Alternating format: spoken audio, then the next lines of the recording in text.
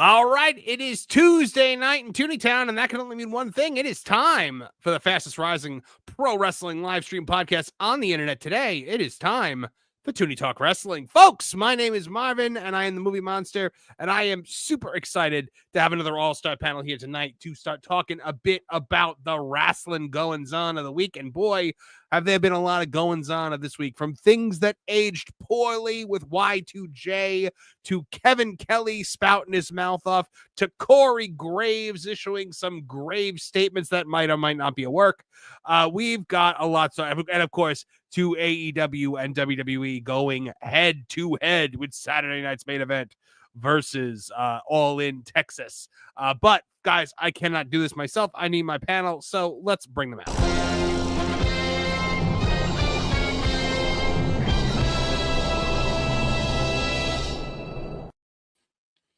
Kevin Apollo, my friend. My brother. What's going on?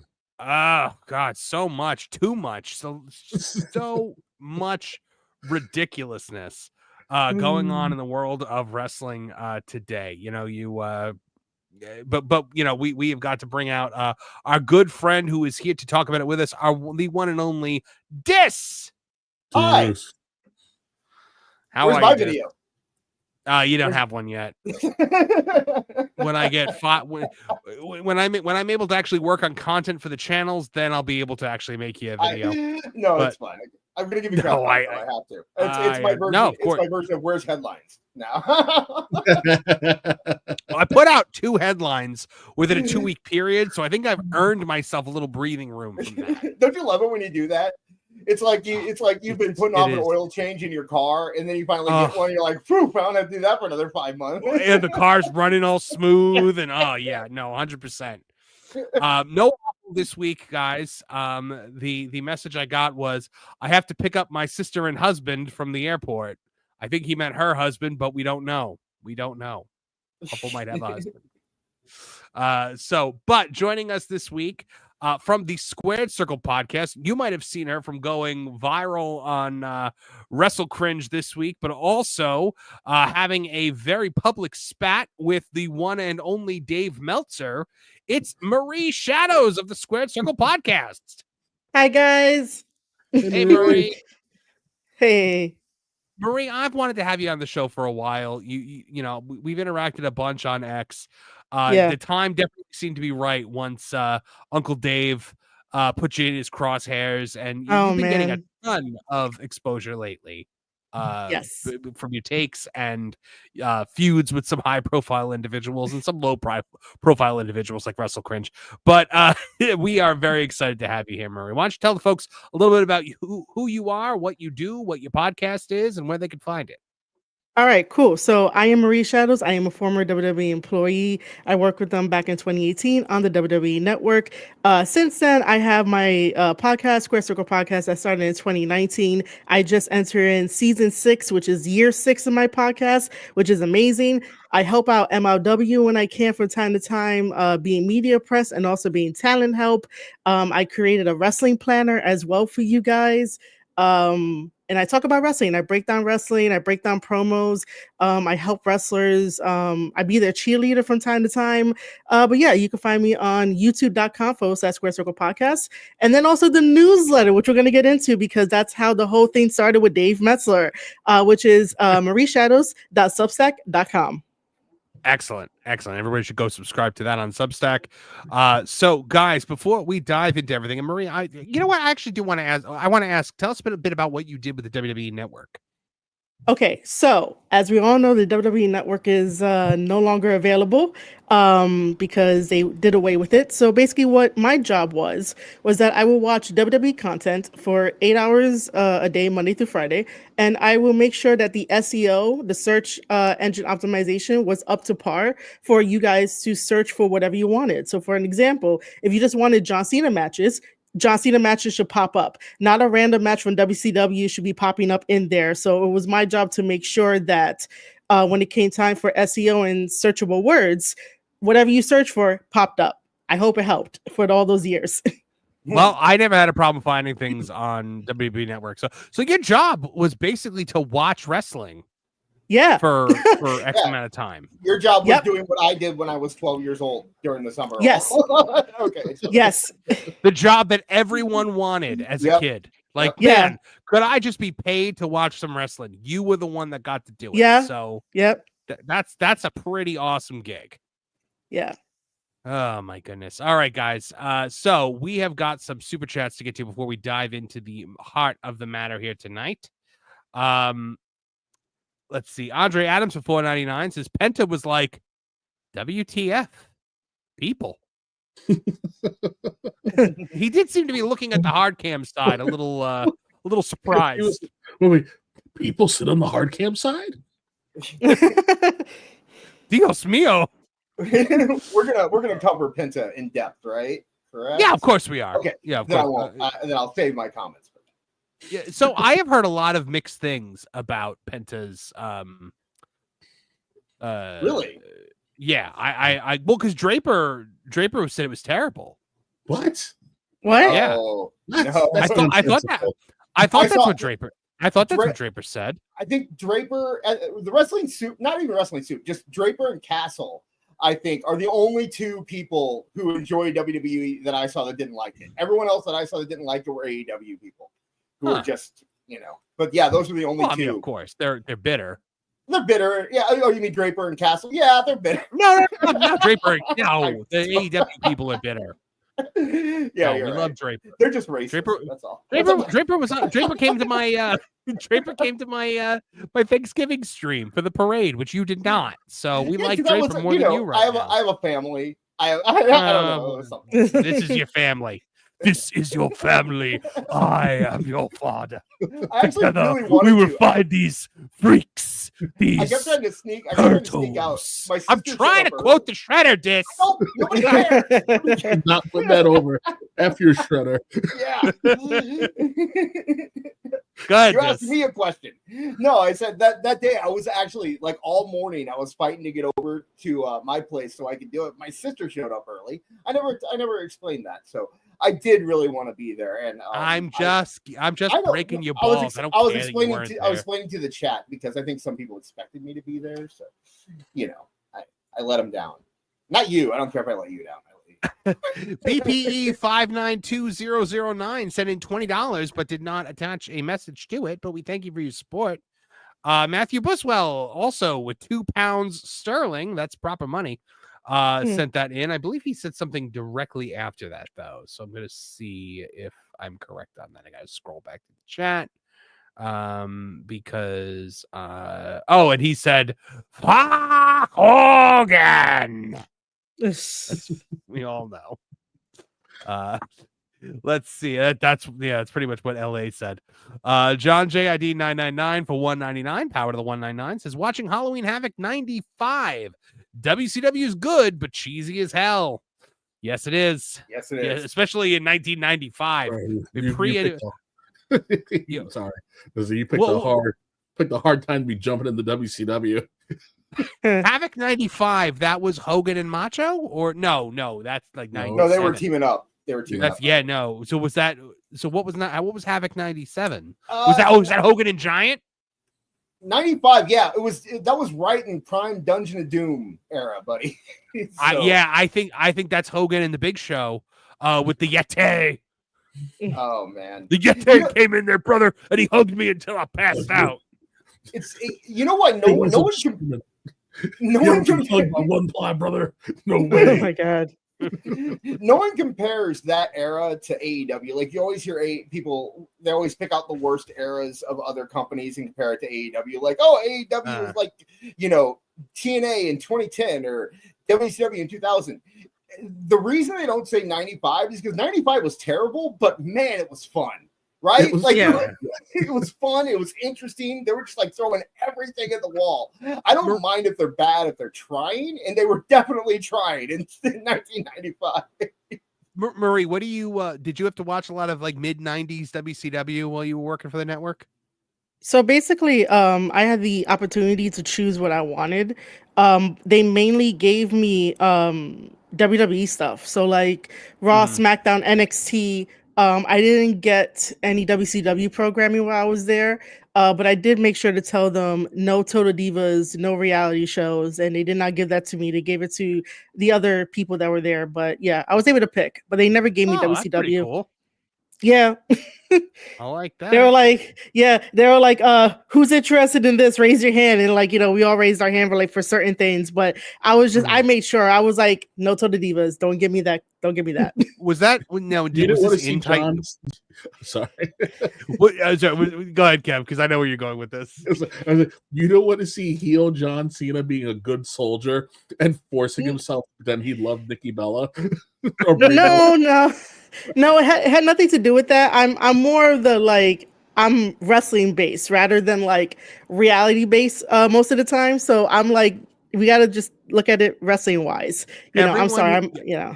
Everyone who is always like, oh, man, it's such a missed opportunity. We never got heel Cena. I'm like, just watch Total Divas. Yeah, he's 100% the heel of that show. Yeah, I just didn't want to watch it. So luckily they didn't give it to me. Yeah. Alyssa, our friend Alyssa for sending in $5 Australian. You did not have to do that, Alyssa. And you are always welcome on the show as well. You have the link to join. Alyssa is awesome, by the way. Oh, she's the best. Yeah. I really enjoy reading her tweets. She posted a lengthy diatribe about AEW the other day. Yeah, I read that. And I said, well, this is going to go well. I'm sure we're going to have a lot of measured responses to this. And 230 replies later. Oh, poor girl. John Williams for $4.99 says, anyone who calls Meltzer out deserves to be recognized. So that's you, Thank Marie. you.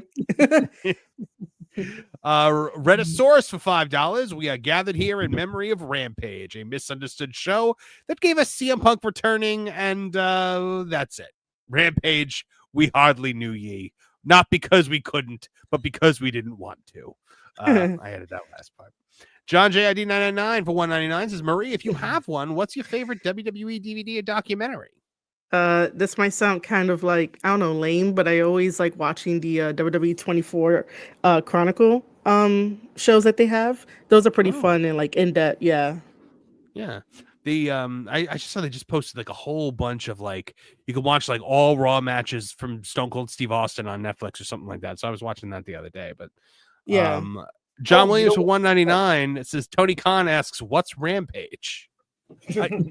I could totally see them pretending Rampage never existed. Yeah.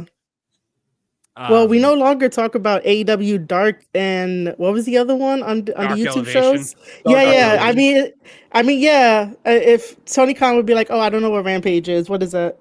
Same thing. Dark and Dark Elevation were their best shows. I'd watch those. 10 Yeah, times that's true. Over Dynamite and Collision Because and Rampage. Because Tony probably didn't care what happened on them, so they were able to do whatever they wanted. Yeah. Fun. It's like Mark Henry was in charge. Like it was just fun watching. But it's like how it's kind of like how what do you call it? The DC animated films are really good because Warner Brothers doesn't care and thus does not put their hands in them. Yeah. So it's very much the same. Before we then the last one for now, and then we'll get back to the rest later. Miss October 30 for $10 says, hello, everyone. It's been a while. I'm still looking for a dental assistant job. Now I have to study for the radiation health and safety exam. Hello, Marie. Glom gold. I guess that means we have to. Glom gold. Oh, wow. There we go. Good seeing you, Miss October. Yes, good seeing you, Miss October 30. We missed you. It's been a while. All right, ready to dive in to some topics here tonight, guys, because we have a lot to get to because so much has been happening. I think I want to start with the Corey Graves stuff. Yeah. Because just in case it's a work and it happens like halfway through NXT tonight, then we wouldn't have gotten to talk about it. So, does that make sense? Late. Or it would be late if we talked about it later and he already, so I agree. Be relevant. So, let me just get that. Before we jump into NXT, are we going to address the president of the CW? Of course we are. Yeah. What are you new? We have an entire That's Dave for You section. Trust me, I have that there. Ooh. I've got that there. We'll talk all about that when we talk about all the Dave Meltzer, because he says so many stupid things every week now that we need like a segment that's just all of his terrible takes. So while Mark's pulling that up, if you haven't yet, why don't you go ahead and give us a like? That would really help. Yeah, that would be very helpful. Thank you guys very much. So Corey Graves said, imagine chasing your dream, then being told, not deciding, that you're no longer physically able to pursue your dream. Then you dedicate your life to something dream adjacent and being pretty effing awesome at it. And then when it's time to enjoy the fruits of your labor, being told you're not famous enough for your own job. Just in case you've wondered where I've been. Well, if this is not if this is not a work, then this is pretty shooty. Oh, yeah. I want to play something out real quick. Marv, play the part of Triple H, and I'll be Corey Graves. Okay? Or no, okay. You be Corey Graves, and I'll be Triple H. You say, Triple H, it's either me or Pat McAfee. Go, say it. Triple H, it's either me or Pat McAfee. Pat McAfee. That's yeah, no, it's Pat. It's you, Pat McAfee. Yeah, no, it's Pat McAfee. Bye. Yeah, I'm sorry. Corey Graves is fine. He's not Pat McAfee. Okay. I would say he's better than fine. Yeah, he's developed a lot in the past couple of years. I think he held his own. He held his own as an announcer over a color commentator, play-by-play guy, which is great because a lot of guys can't do both. But he doesn't have that name value. And when you're put in a position where you have Joe Testator still learning the ropes and he's comfortable with Wade Barrett, you don't want to switch him up this early. No.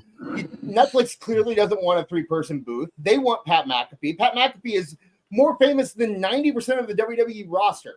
And you get him for 3 months. Corey, go down to NXT. I mean, I hope this is a work because, man, if it's not, Corey his priorities are out of whack. You know, like he's in a job that 6 people on Earth get to do, and people would kill for. And he's complaining about having to stay in Orlando for a few months. Like, dude, come on, man. So he's on NXT while McAfee is back? Yeah, he was last year too. They did last year they changed one of the shows to a 3-man booth. But I think this has to do with Joe Testator. You can't switch up Testator. He's comfortable with Barrett. He's new. You don't want to mess that up. And Corey Graves, especially with a newer guy, I think throwing Corey Graves because he just says whatever he wants, basically. And he's overpowering too, right? Yeah, like a little bit, yeah. Don't forget, when he was on every show, he also had to be reminded that everybody is replaceable by Vince. Yeah. Yeah. Oh, was he reminded of that? I didn't. Yeah. He didn't hear that. I guess he got a little big for his britches, and This is not the first time Corey Graves has done something like that. Okay. Well, then maybe it's But so Pro Wrestling Insider said that Graves was spotted this afternoon at the Orlando International Airport going through TSA to leave the city. Last night, Graves tweeted all this stuff. As we reported at the time, there has been word within WWE for the last week that Graves wasn't happy being bumped off Raw and SmackDown for the NXT assignment, where he would be the third man in the booth alongside Vic Joseph and Booker T.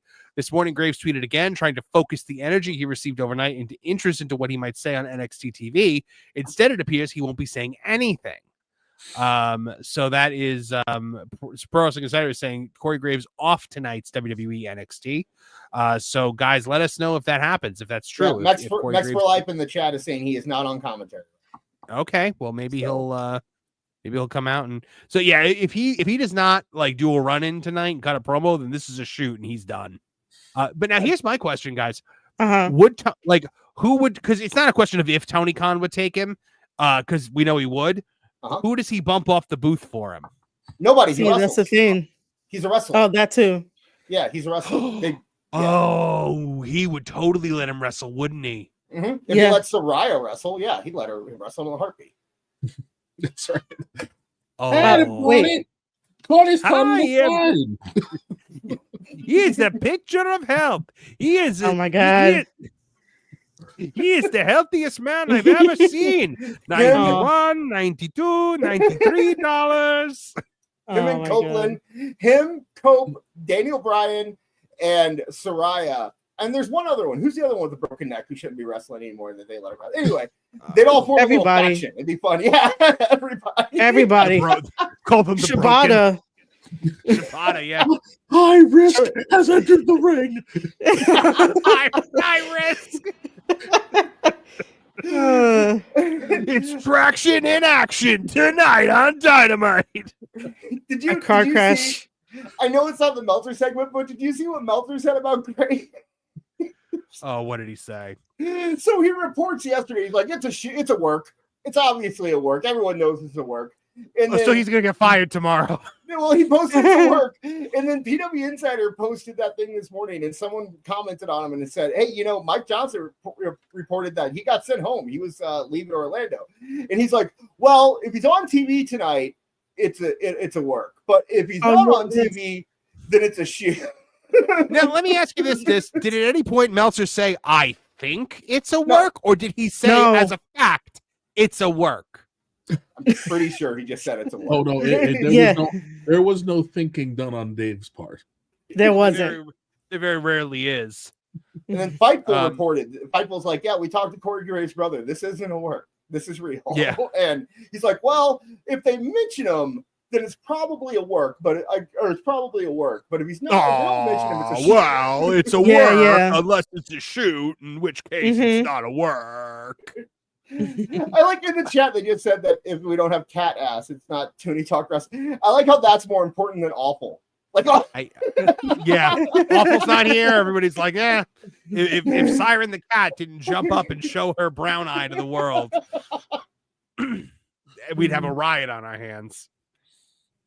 But so Corey Graves, not the only commentator to spout off in the last couple days. Very recently, our old friend Kevin Kelly, Beard's friend, by the way, AEW Neckbeard's producer of this show. He does an amazing job out there. Thank you very, very much. We love AEW Neckbeards, and he is the heart and soul of this show. He is also followed by Kevin Kelly.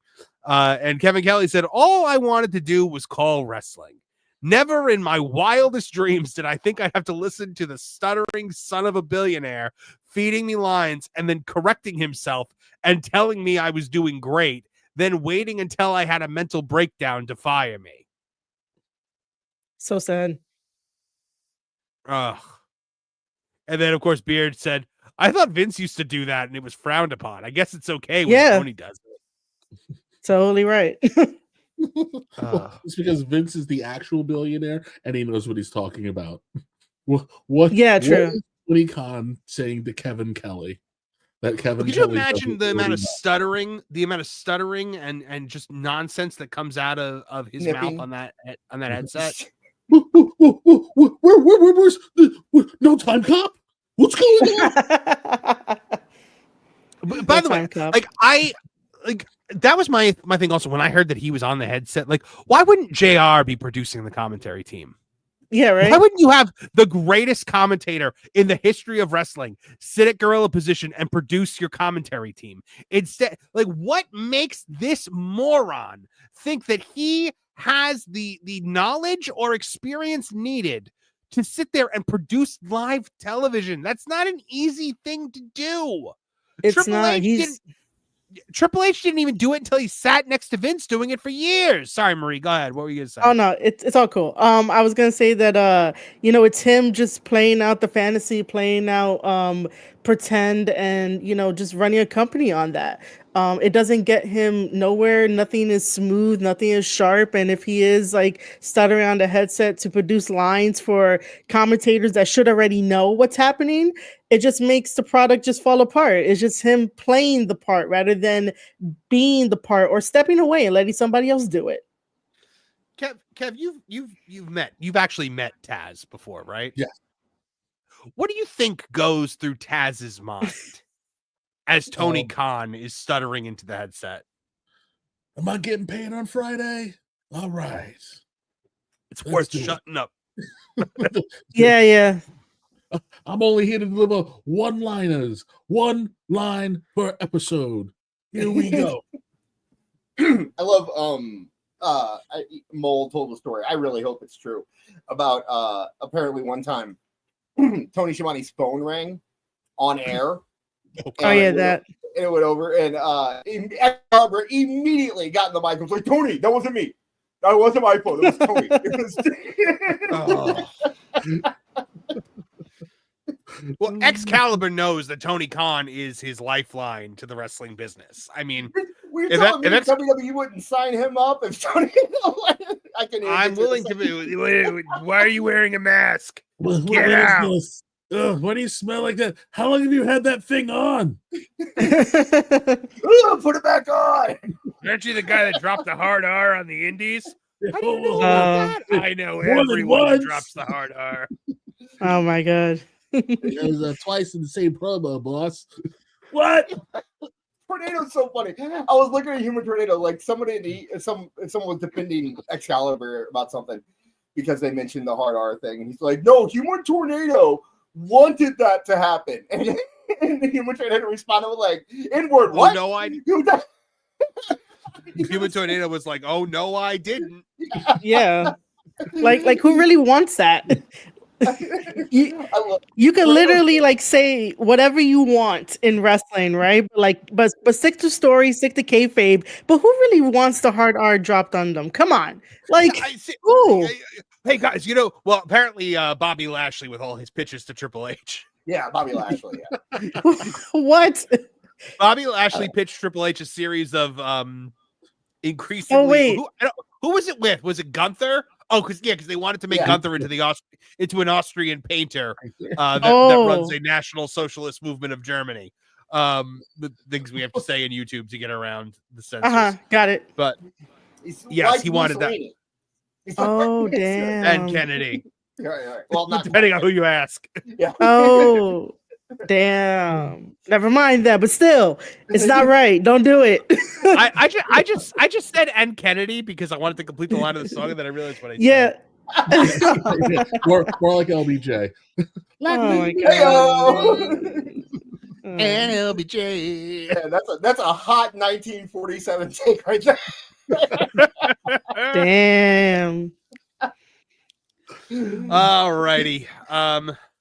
Let's get to some more super chats. Now that we've talked about the commemorators. Let's see. Kevin Haggerty for $2 says, "Yo ho, brother."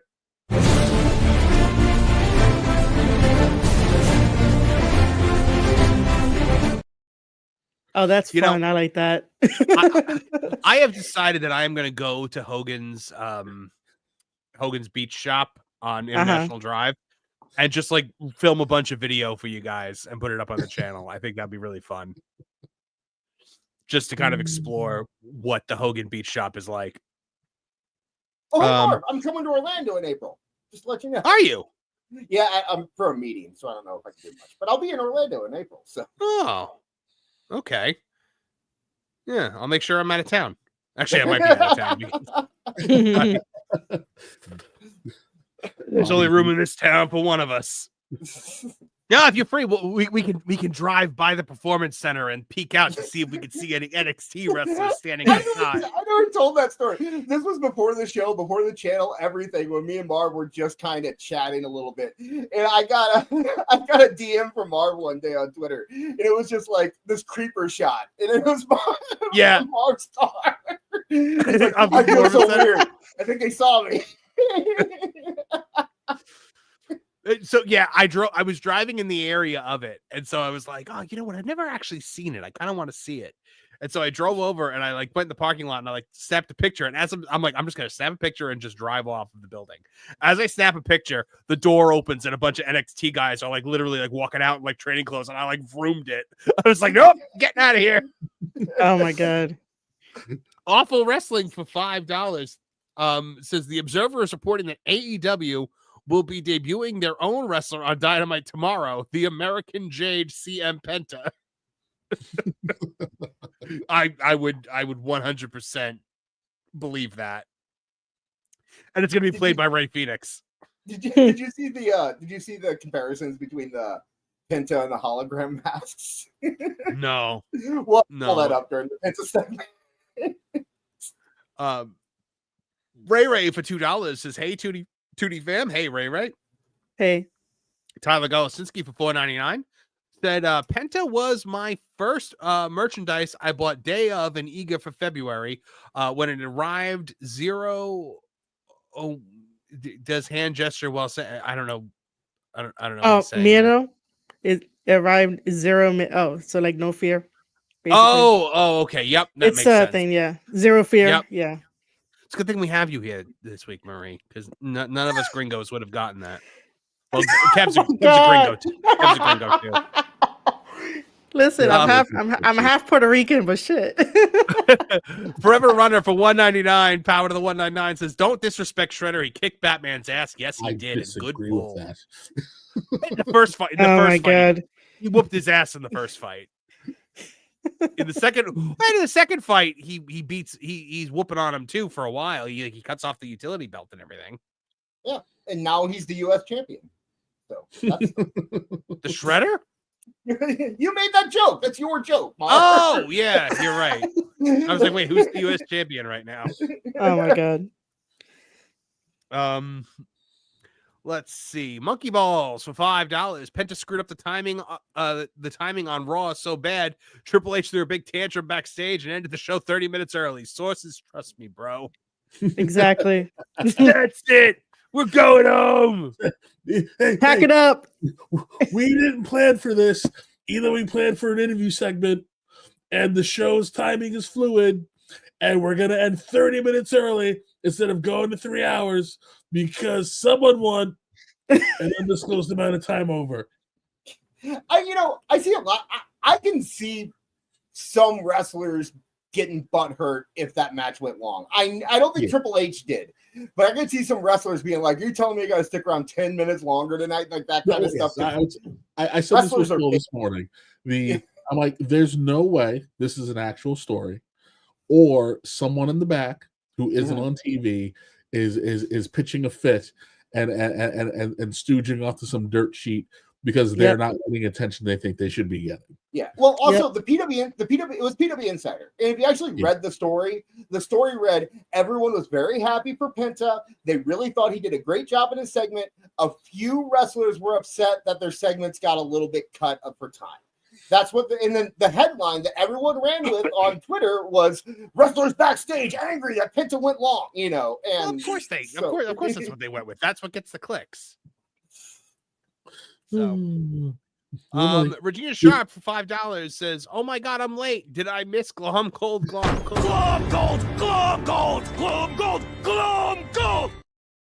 We got it back just for you, buddy." Kev, what were you about to say? I would say, like, how bad could the show have been disrupted? They played 4 million video packages to get everybody caught up on everything. Everything. You don't know who Dakota Kai is? Here's a really long video package about Dakota Kai. Here's a long video package about the IC title. Here's a video package about the Wyatt 6 being moved to SmackDown without anybody telling you. Everything had a promo or a video package last night. I never, ever need to see Kimmy Gibbler or Dakota Kai. Kimmy Gibbler? She looks just like Kimmy Gibbler. Her and Kimmy Gibbler could be sister. I'm sorry, what? Dakota Kai and Kimmy Gibbler look exactly the same. Sir, no, stop it. Brother, I don't know about that, brother. Not exactly the same. They do look like they could be sisters. They have the same like bird look in their face. You know what I mean? Okay, you have never been more wrong about anything ever. No, I'm not. Yes, I pulled up a picture just in case I was misremembering. Yeah, I did the same thing. There is not one feature that is alike. The people want to say, I have a comparison shot with them right next to each other, and if they make there's a face they both make, and when they do it, they're identical. And I've shown other people, I've had people agree with me. It went viral on Twitter. Hold on. I'm looking to see if I can find a comparison shot. Look, there's one with Gibbler in her. Hold on, I just might be able to find it on my account. Is this like how Bailey looks like Stan Laurel from Laurel and Hardy. She does. Oh my gosh! I know. Oh, do I have a thing for Laurel from Laurel and Hardy? I mean, I think you should know that by now. Like, I don't know why Okay, you're asking. Okay, here's Dakota Kai. Yeah, pick the best picture of Dakota Kai. Good job. Yeah, And you here's gotta Kimmy go Gibb- down and to here's Of Dakota. course, Kimmy you Gibbler. gotta pick the best picture of Dakota you Kai. don't, because no, you don't. That's Yes, that's you disingenuous. Dakota Kai. Go to the 3 over. 1, 2, 3. That This one That's a sexy version of her. Still doesn't looks look like looks Gibbler. just like. Yeah. Hold on. How Oh, do you, I'll pull it Tanneritos? Audio Tanners. You know what? Damn. I could pull it up. I'm not- Tanneritos. by the time I find this, it's not going to be relevant anymore, is it? Me and the Good day. Asian dreadnoughts are here to steal your kitchen, Jesse. Good day. Good day, Mr. T. Oh God. How do you search your own profile? I hate X. Why is it like this? Why can't I just search it? Stage, He we will gotta get to the mall. Tiffany's performing. Oh, she can't will do it. pack in the house. Of all the things you've ever said, It's true. I will show you the picture. you keep saying. Yet I there is can't no search. Why picture can't I present. search? Why can't you search your own account on X on like the internet, like on I'm computer? fairly sure I you can can. do it on my. I can do it on my phone very easily, but when I try to do it on the computer, I can't do it. There's no search thing. Did you label it? Did you label it Kimmy Gibbler? I think on I your- wrote Gibbler. So, Hold on. but it might have been under my old name, and that would always mess up. Oh. So, it's not a big Gibbler. deal. I'm wrong. Just say I'm wrong. It's fine. Okay, There's so Bailey. There's Bailey posting about Kimmy Gibbler. I don't know why. so no, you mentioned it 21 hours ago because Jay Yeah, Angle said, "Not gonna lie, I thought that was the perfect moment for Dakota. Bird Girl is still on her way up, but not connecting with the audience because we've hardly got to know her. Fans wanted Dakota." And you wrote, "Nah, Lyra had to carry Gibbler." Yeah. Of course I mentioned it 20, but it's because I mention it all the time. You have me muted on X. We've already figured this out. So you I don't never have you see muted. my- I just don't look at X. Why can't I search on the internet? Anyway, just assume I'm wrong. Just assume I'm wrong. Because by the time I find it, it's gonna be so out. It's gonna be so like. I'll check my X account. I'll repost it so everyone can see at some point. Okay? You're just trying to get more followers so you could match awful. I don't know. I'm never ever going to match awful unless I make an account called like the demise of All Elite Wrestling. People just think I'm awful. Your counter book. Yeah. Oh my goodness. Yeah. Like I said, if I find it in the next like few minutes, I'll show it to you. But otherwise, just I'll repost it on X. So go ahead, move on the show. I don't want to. You know what? I'm going to move on to a thing that has aged poorly. That thing is Chris Jericho, but more so some comments that Chris Jericho made. Usually pickling something preserves the body. Yes. Oof, not this- Okay, so did we all see the clip that kind of went viral of Jericho versus Bald FTR? Yes. Yeah. Where Kev, walk me through this. I mean, I can't. It was sheer nonsense. We start with a belt shot Yeah. that gets no sold, and then everybody's laying down, but then the ref he gets gets to pulled bump the in. ref. Yeah, he And gets then to bump the ref. Yes, and this is what I personally think was supposed to happen. Mhm. Everybody ducks the belt shot. He probably was supposed to throw the belt so the ref could go to it. He forgot to throw the belt, and then because he didn't throw the belt, the ref wasn't experienced enough to remove himself from the equation. So Jericho then has to blatantly scratch the ref's eye, and then we, for some reason, go to the top rope to go into another belt shot. This was the stupidest thing in the history of wrestling.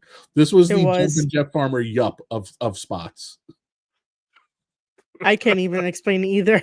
I can't even add anything to it because I was just like, "What am I watching? Why?" You're watching a canned ham that is far past its expiration date.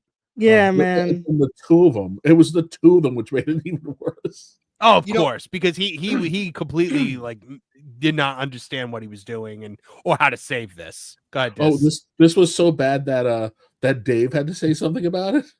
No. did This he? isn't about that. This is Oh. just a comment that Chris Jericho made years back that okay. has crossed my desk again this week, and I was like, I feel like I need to play this on the show. Oh, go for it. Do that. When first. we, won the war and won handily, of course it was the end of NXT, because that was kind of the whole idea, was put them against us, build them. The end of NXT because AEW beat them in the Wednesday Night Wars. Remember that? Yep. As a Mhm. huge third brand, Unless it was a pay-per-view in NXT. Yeah. and then move on. And when we, beat them, the sword that you use, and now they're kind of rebranding and reconfiguring, because what else can... Okay, so this was when Vince took over NXT and turned it into the multicolored NXT. Yes, So it's Jericho's a taking a victory lap for that. It's a 90s hip-hop reboot. They do. They're number two when it comes to what we're, what they were trying to do in this battle. But here's the best part. We were never worried about NXT and never really paid attention to what they were doing. Stop it. Yep. That's a lie. Jericho was the one that was constantly like, we beat NXT, and Triple H was like, okay, great. You beat our developmental brand, which you're not doing anymore, by the way. You're great, boys. You beat the student show. You Okay. did. Yeah. You did a great job. You beat Saved by the Bell, the new class. However, you didn't beat the student show on the big days. Yeah. Whenever the student show decided to flex a muscle, they handed you your butts. We're looking at what Raw is doing, what SmackDown is doing. If you want to talk about a war, that's the real war. If this was Game of Thrones, NXT was the first wave that we blew through. We're storming the castle, Oh, nice. We're storming the castle. Oh, you had that go for you, Cal. Yep. Yep. We're storming the fortress. And I think that's one of the things that's going on now too. When you see, this week AEW beat SmackDown in the 18-49 demo, or the 18-34 demo, even just. So remember, Tony said they won the Friday Night War because one time when they went up against SmackDown, they beat them for 15 minutes in the key demo. Yep. 15 minutes. And yeah, just winning one or two of those demos, that's a big deal. Sooner or later, we're going to start beating Raw. It's not going to be every week, but I bet you over the next. Look at Mark Henry. Mark Henry is like in AEW at this point. He's just looking down. He's just like, I can't be a part of this. I'm just here for the check. 2 to 4 months. My friend told me to come here and get paid. I'm getting paid. He's paying me all this money. I don't gotta do nothing. I get to go online and be the AEW mole. Yep. By the way, that is our running theory, that Mole is the Big Show. We'll let this explain why in a minute. Maybe 4 to 6, we're going to start beating Raw. And that's my prediction that I'm saying to you guys right here. And the reason for that is because we keep talking about the cool factor, but it's the storytelling. And it's that we don't panic. We're in no rush. We live in our own world, our AEW world. We book accordingly. We book smartly. If you watch our show, it's like watching the first 3 Star Wars episodes. What?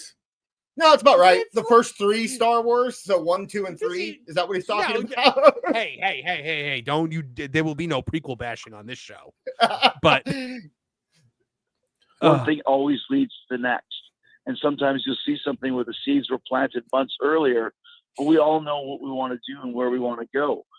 And we tell Tony what we're doing. Oh my gosh, he is so out of his mind. By the way, 230 of you in the chat. Thank you for being here. Hit that like button, subscribe, all that other great stuff. Thank you guys very much for being here. Subscribe, share, tell your friends, brother. Oh God, did you find it? Okay, Uh-huh. Yeah, okay, you found it. Erica. All right, here we I go. remade it. Oh my God. You remade it? Yeah. Then it doesn't count. No, I Glad but, to I mean, I'm glad to see that. that. I'm glad to see that you're paying attention while the show's going on. All right, there she is. And it's still no. No, you're wrong. Look at that face. Look at that face. You're insane.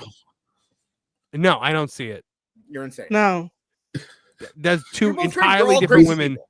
They are making a Yes, similar. okay. They are making a similar expression. I They can do not yes, look alike. yeah. I can see what you are seeing. Okay, thank But you. ay Dios mío, this is a Mr. Fantastic meets Plastic Man stretch. Oh God. I think you're wrong. I think she has a long, Liger. She has a long neck. I don't know. I'm also kind of face blind, so that might have something to do with it. But I think they look alike. You're face blind? I also think Kev and Awful look exactly the same. I think they've got. Marvin- I think they've got the same exact face, except for the fact that I can't see faces or remember them. You know her face blind? No, I've never heard that. What is face blind? Like, Face blind. Look it up. It's a thing. It's that. well, you should be able to tell me if you have it. Like, I recognize people more based on their voices and their mannerisms and stuff like that. than I do their Oh. faces. Faces kind of blend together to me. I think it's a spectrum issue. But oh, so okay. So yes, I did Google it while you told me that because I'm like, what is this? everyone makes Like- fun of me for saying face blind. It's a thing. It's a thing. He's a hemophiliac too, Marie. Hit him on that one. What is that? Wait, you like blood? Does that have to do with No. blood? No, My blood doesn't clot. Yeah. My blood doesn't clot. she thought it meant that you love blood. That you love blood. That you have like yeah. a thing for blood. No, Yeah. no. So okay. So wait a minute. Does that mean that you're a vampire? No, my blood doesn't clot. It Well, doesn't. No, exact- so like if he gets a cut, it's serious because he No, can't stop bleeding. Oh, you It's can. It's internal bleeding, not external bleeding. But Oh, if I- internal. Yeah. So like when you get a bruise, I wouldn't get a Shit. bruise. I would just Yeah. keep bleeding internally. So He's impervious swell to being yelled at by Jamaicans. yeah, it's a great mutant power. It's a fantastic. I'm the worst X-Men ever. He can get a boomba clot, but he can't get a blood clot. So I was wondering what reference you were making Yeah. there. Same. Oh God, I'm learning a lot today. you guys, okay, you asked me what there was a worse moment on that collision, by the way. Did you watch the whole episode, Kev? No, I tapped out. Okay. I came in late So and tapped out. Did you get to I mean it was the opening match. Did you see Cope versus Big Bill? Oh God, no! I've heard about it. Oh God! It But I didn't What see happened? it. Oh, what happened? This. Okay, Cope versus Big Bill. You were remember when you were talking about everyone kicking out of finishers? By the way, Marv. Yes. Uh-huh. So I'm going to call him Edge because I hate the name Cope. Edge. No. Speared Big No, Bill. you call him Cope. No, we need to be honest. We'll just call him self-tell. So Look, because the things Adam- that he's doing right now are not being done by Edge. okay, you're right. The only way you can sum it up is by calling him Cope. Okay. Oh my so God. Sexton Hardcastle, he speared Big Bill. Big Bill, mind you, the second member of the Learning Tree. Okay. He speared Big Bill. Big Bill kicked out of the spear on 2. He kicked out. Okay. Okay. The crowd went insane when Big Bill kicked out. Okay. He sat up. He did like an Undertaker choke thing on Sexton for a second, and the crowd went nuts again. Sexton grabs the ref and like throws him across the ring and bumps the ref. Right? Big Bill, he then gives Big Bill a low blow, gives him another spear, and pins him. So Sexton Hardcastle, the face, the guy who is basically feuding with kind of like he's expected to be the next challenger for Moxley, that kind of thing. He had to cheat against Big Bill to win, and they gave Big Bill a face spot. Big Bill, who was the second in the team behind Jericho. That was the booking on AEW Collision to start the show. I had to show the world that I could get down and dirty with the best of them, even though I've been down and dirty for over 20 years. Oh, good Lord. Good Lord. By the way, I couldn't beat an unover WWE guy who is only on TV every 3 weeks. See, my reason that that's worse is because at least the Jericho spots can be they lost control of the match, right? It's sometimes that happens. Matches they get out of your hand. You can't really fix it. This was a planned spot, a planned booked storyline where they had the heel face it doesn't make any sense at all, and it started the show. I tapped out right after that match. I was done. I didn't watch the rest of the show after that. But we didn't explain our theory that Mole is the Big Show. Oh yeah, Mole's Big Show. Well, you can listen to the first half live. I think 2 AEW pay-per-views ago, where me and Marv kind of went through the evidence. And it was really just a Big Show, or Mole said, "I'm going to be on camera for the pre-show," and then Big Show immediately came out with the Rizzler. My favorite AEW superstar, the Rizzler. But also clearly the Big Show, or clearly the Mole, has inside sources in WWE because he seems to know about things going on in WWE. Additionally, the thing about the dominoes, right? Yeah. He calls Mr. McMahon. He calls Vince Mr. McMahon all the time. He talks about things like happen to old WWE. But yes, he mentioned that he likes to play dominoes in the back and let some grift the young kids back there. And when I searched wrestlers playing dominoes, the first thing that came up was a story about Big Show pocketing a pair of fives, like duplicate fives on dominoes, and being banned from WWE by Undertaker from ever playing dominoes again. So that was our. So here's the test. Here's the test. We got to respond to him and just be like, would you say that these guys in AEW are a bunch of goofs? And he was like, no,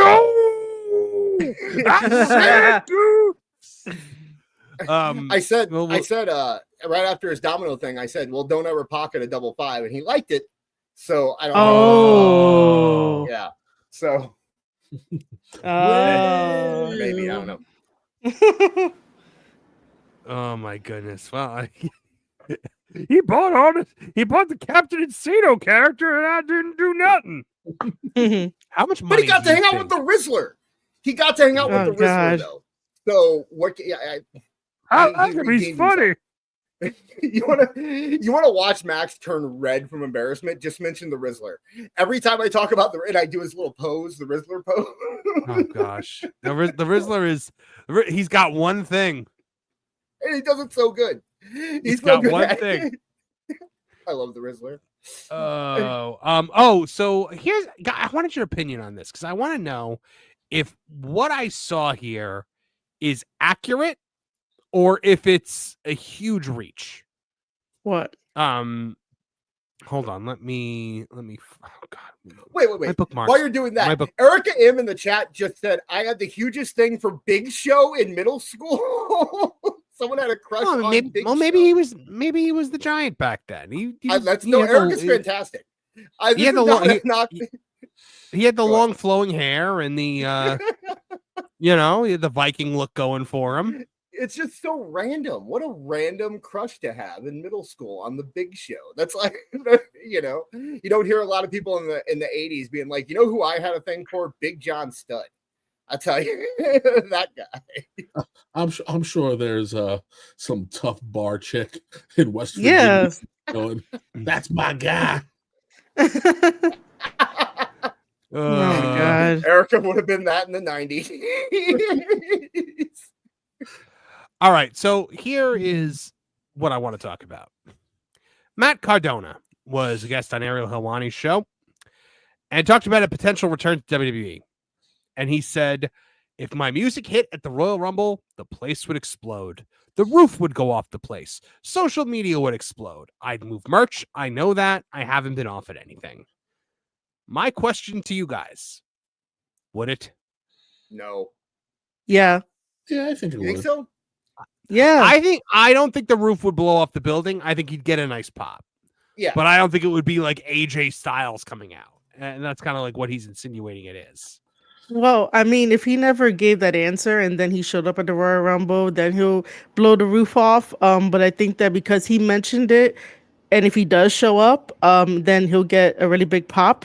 But I had the honor of not really working alongside him, but I was like still media press at MOW when he was there. Get to see him wrestle against Alex Kane, and then that was when he left MOW. And then to chat with him for a little bit was kind of cool. So yeah, I'll be for it if he enters the Royal Rumble and gets a pop. I would love to see it because I like Matt Cardona. I think he's fantastic. But now I would only like it if he came back as Matt Cardona, not as Zack Ryder. But I mean, Yeah, that's true. Yeah. Okay, so this guy here says, you haven't made a dent on making the landscape of wrestling better. No one talks about Matt Cardona. No one thinks of Matt Cardona. But That's here comes Chelsea Green. She says, the fact that you got your panties in a knot about someone speaking highly of themselves, believing in themselves, and knowing their worth, get your head out of your ass and realize he revolutionized professional wrestling by using social media. That alone changed the game. Put the keyboard down, go back upstairs to your mom, and eat the dinner she cooked you. Don't make me embarrass you. Somebody said, don't make me embarrass you too late. She goes, talk about my husband. Watch what happens. Yeah, right. I'm not taking anything away from what he's accomplished on the indies or how he's rebuilt himself. I think he's very impressive. I think he has done what very few people can do. But he said he would blow the roof off. He wouldn't blow the roof off the place in the Royal Rumble. I'm sorry. Like blowing the roof off the place is like a Cody pop or something like that. He'd get a nice pop in the Rumble. He'd have a nice spot. He'd be fine. It wouldn't be a bad thing, but I just don't think he'd be as I think that he would do very well for himself. Yeah. Well, because you got to remember too, he's a WWE guy, and WWE fans love when WWE people come back. Especially when they have wait themselves. Is he coming out to O Radio? Is he coming out to the Zack Ryder theme? Because that might make a difference. If that it's up to him. I don't think a lot of the WWE fans would know what the Zack Ryder theme is, to be honest. Like, because it's so many kids that just started watching recently. I don't know, man. But I mean, okay, but then if you're saying that they wouldn't know the Zack Ryder theme, then why would they blow the roof off for Matt Cardona? Like, you know what I mean? Like, I don't. Yeah. It's the same argument, right? Yeah, I guess you're right on that. WWE people know WWE things.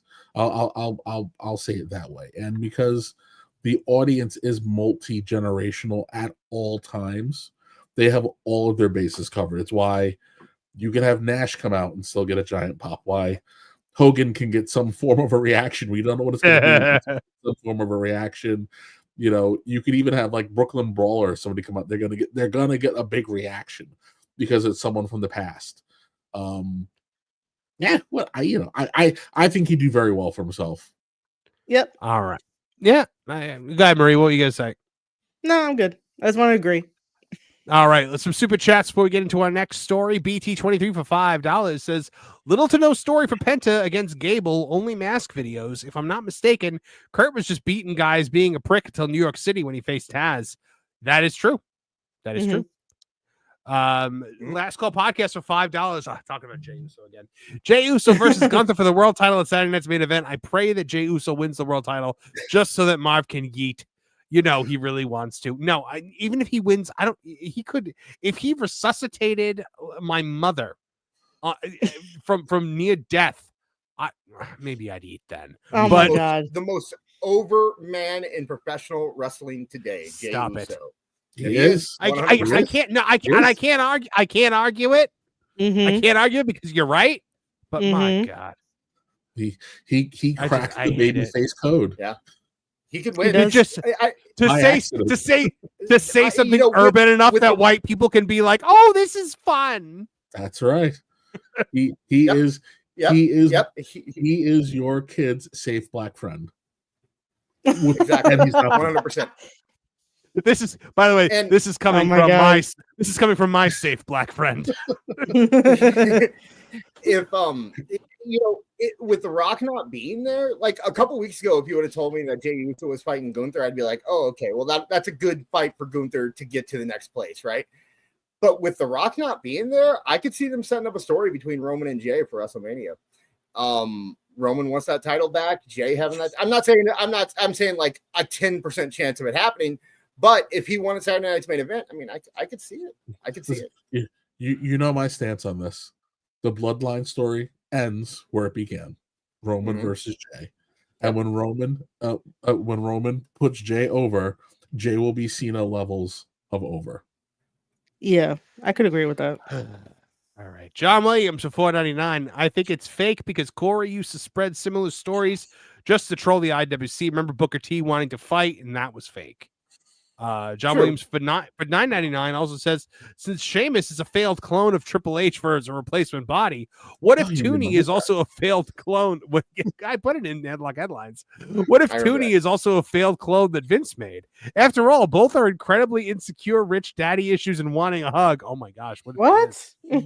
Damn. He's Vince's actual father. Damn. John JD 999 for $1.99. AEW, the all accepting crowd until it's not. That is true. Also for $1.99, he says, watching the monster truck match, why is it kind of good? Hey, you know what? Those monster trucks told a story, damn it. It's fun. It was fun. It's so much fun. I can't stop. I don't want to spoil it for John, but the part where the giant gets knocked off the building and then wrestles later. I don't want to spoil it for John. Let me spoil it. Well, let me completely spoil it. No, Hogan's face when he falls off the building is amazing. Yeah. Oh no, bro! Like I'm pretty sure it's not pitch dark at the base of this building, Hulkster. You can see when he lands. I'm surprised you don't realize I'm a liar by now.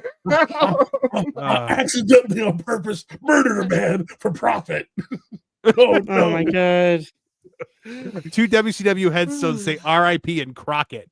Yeah. Oh, that's funny. Cody W for $1.99 says, I can see it a little bit talking about the Kimmy Gibbler thing. He's throwing you a bone. Don't He is encourage 100%. him. Yeah, he's throwing you a bone. Good. No, he loves Plenty and Pixel Art for 10. Is this back to being Evil Dis this week? I can finally tune in. Welcome back, Plenty and Pixel Art. I'm very excited to see you here, buddy. Andre Adams is dis built like a COVID test. You're getting the Andre Adams roasts now. I'm honored. You know what That's I like? when you know you've hit ultimate heel status. I know. Hey, you know what? I earned my heel before my name, by the way. Some people put evil before their name, and they didn't earn it. You did earn Mine it. I is will tell you that. earned. Forever Runner says for $1.99 says, face it, Kev. Bruce found out that Oroku is him. He did.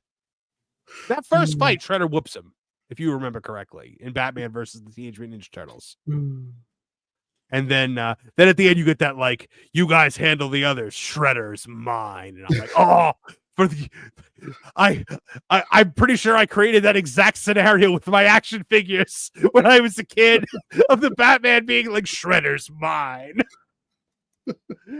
Plenty of Pixel Art for $20. Even buy 2J's interviews sound buy 2J's interviews sound fake as hell. He sells a toast up like a knife to the shoulder and overhypes AEW as if they could outdraw a garbage truck. Yes, he does. Yeah. Absolutely insane. He gets a very large paycheck to Carnival bark. So, let that little seal bark. Oh my God. Matthew Hotstetter for $2 says this week will be 100-0, no Millie. The 100th Dynamite in a row with no million views. Is that true? Yeah. No, Shouldn't it be? Because they get like 700,000 viewers on Max every week, Marv. You don't know that? Oh, right. I forgot. The same people that believe that are the same people who believe that Raw got 600,000. Yeah. until Variety drop kicked them in the face. Oh, that was fun having to re-explain the same thing 40 times. Yeah. Man, me and you were on the warpath that day. I saw I saw Kev there too. Well, with the Variety thing, it's like, how are you guys going to disprove Variety when Variety is the outlet that you all pointed to because they said that AEW was worth $2 billion? Here's the difference. Here's the difference, guys. Variety's source on WWE drawing as much as it drew was Netflix. Variety's source on the AEW thing was Meltzer. So Regina Sharp for $5. Face blind. This is a real heel and thus cannot acknowledge faces. That's a fantastic. There you go. That is a fantastic. That's a good one. That is a fantastic super chat. John Williams for $4.99 says Triple H has burial blindness. He can only tell people apart by who he has and hasn't buried yet. Well, that's not true. I buried everybody. God. Oh my God. Bury you all. The one all right. got away. Okay, so here's a little something. So this is kind of mixing my my love of theme parks with my love of wrestling. So this is kind of a fun little story, and I might have a little extra information from what's listed here. Halloween Horror Night rumor. According to Halloween Horror Night Insider Legacy, a WWE house featuring the Wyatt Six is rumored to be coming to HHN Orlando and possibly Hollywood this year. Guys, so this is a rumor, but I have sources close to the situation within the Universal sphere through that Park Place. This is 100% real. This is happening. Cool. I'm just not a big horror fan, so I'm not. Well, then you wouldn't enjoy that, but yeah. No, I wouldn't. But yeah, no, I'm excited. Like, I love Halloween Horror Nights. I go every year. I get a frequent fear pass. I really enjoy going to it. It's one of my favorite events of the year. It's the one thing that I really enjoy with Halloween, and I think a house based off the Wyatt Six would be really creepy. Now, I will also love it if you get to walk through the Firefly Funhouse throughout. Like, if it's just the Wyatt Six, I'll be like, okay. But if they actually incorporate the Fiend and Bray Wyatt in there, I would really like. I want to see the Fiend in there. I want to see Alexa Bliss in there. I want to see all of it in there. Yeah. So did Kevin Dis just leave like at the same time? I guess so. I guess it's just us. Yeah, it is. So yeah, Halloween Horror Nights with the Wyatts, I think would just be a fantastic addition. And based on what my sources are telling me, it's actually happening. So that's pretty cool. Let's see. We've got a couple of other super chats I can get to while we wait for the others. MJG for $1.99 says I can see what this is seeing after 7 tequilas, meaning about oh god, yeah. Oh my goodness. And Ewan Cumia says, please do the Monet Mag. Yes, we are doing the Monet Mag today. Don't worry. I promised you guys last week, as much my voice is not doing well today. I don't know if the Monet Mag is, we might have to do an abbreviated version just because I'm going to be hacking up a lung by the end of it. Not a glowy also says, if Cody got that big pop at WrestleMania 38, Cardona would as well. I don't think they're on the same level. I don't know. What do you think, Murray? I'm still gonna go with my yes. As for like same level, obviously Cody is a little bit higher, but Cardona will still get a very, very good pop no matter what. I could see that. Regina Sharp for 5. Jey Uso is hellishly over, and if I find out the devil, he made a deal with, I'm kicking his ass.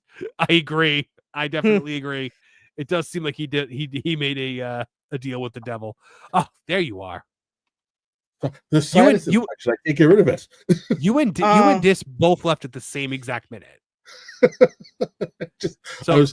I was able to breathe, and then I couldn't breathe. It was just. So, Kev, what do you think about the Wyatt Six having a house of horror nights? I think it's super cool. Kudos to the WWE because they're finding new and different ways to keep Bray's family getting paid. And then it's a nice expansion of the WWE of the IP, man. They're trying different things. It's just super cool. it's just super cool. If you are a wrestler and if your gimmick is something special, you get to see it, used in different ways that were never imaginable, just 10, 15 years ago. So I think it's pretty cool. We may have to see if we can get a Tooney Talk Wrestling excursion to Universal this fall, just to go to Horror Nights and do the Wyatt Six house. But what I really want from it, I know it'd be the best. Oh, if you were allowed to film in there, I would just film his face the whole time. No, but you are so from what my source in close to Universal says, this is on the table. It's happening. But awesome. I want to see actual Bray Wyatt stuff in there also. I want to see the Firefly Funhouse. I want to see the Fiend. I want to see Alexa Bliss, and I want to see the puppets. Not just the Wyatt Six. But I mean, I'm sure it's gonna probably be mostly Wyatt Six stuff.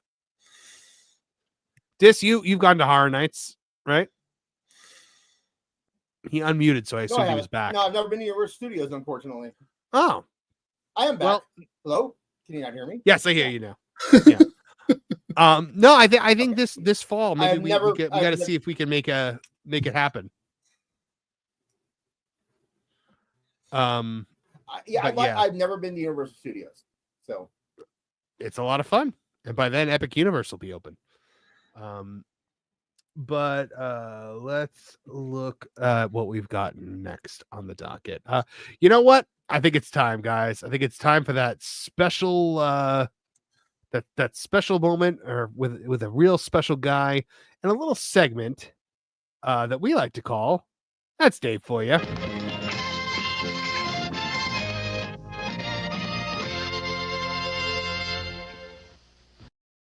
Special boy. Yeah. This week in Dave Meltzer, we've got an interesting opportunity here because he actually was a jerk to one of our panelists. Marie, if you want to, hold on, my bookmarks are doing a weird thing again, so I'm just going to pull up your page because I know you have it. I know you have it up there. So okay, here we go.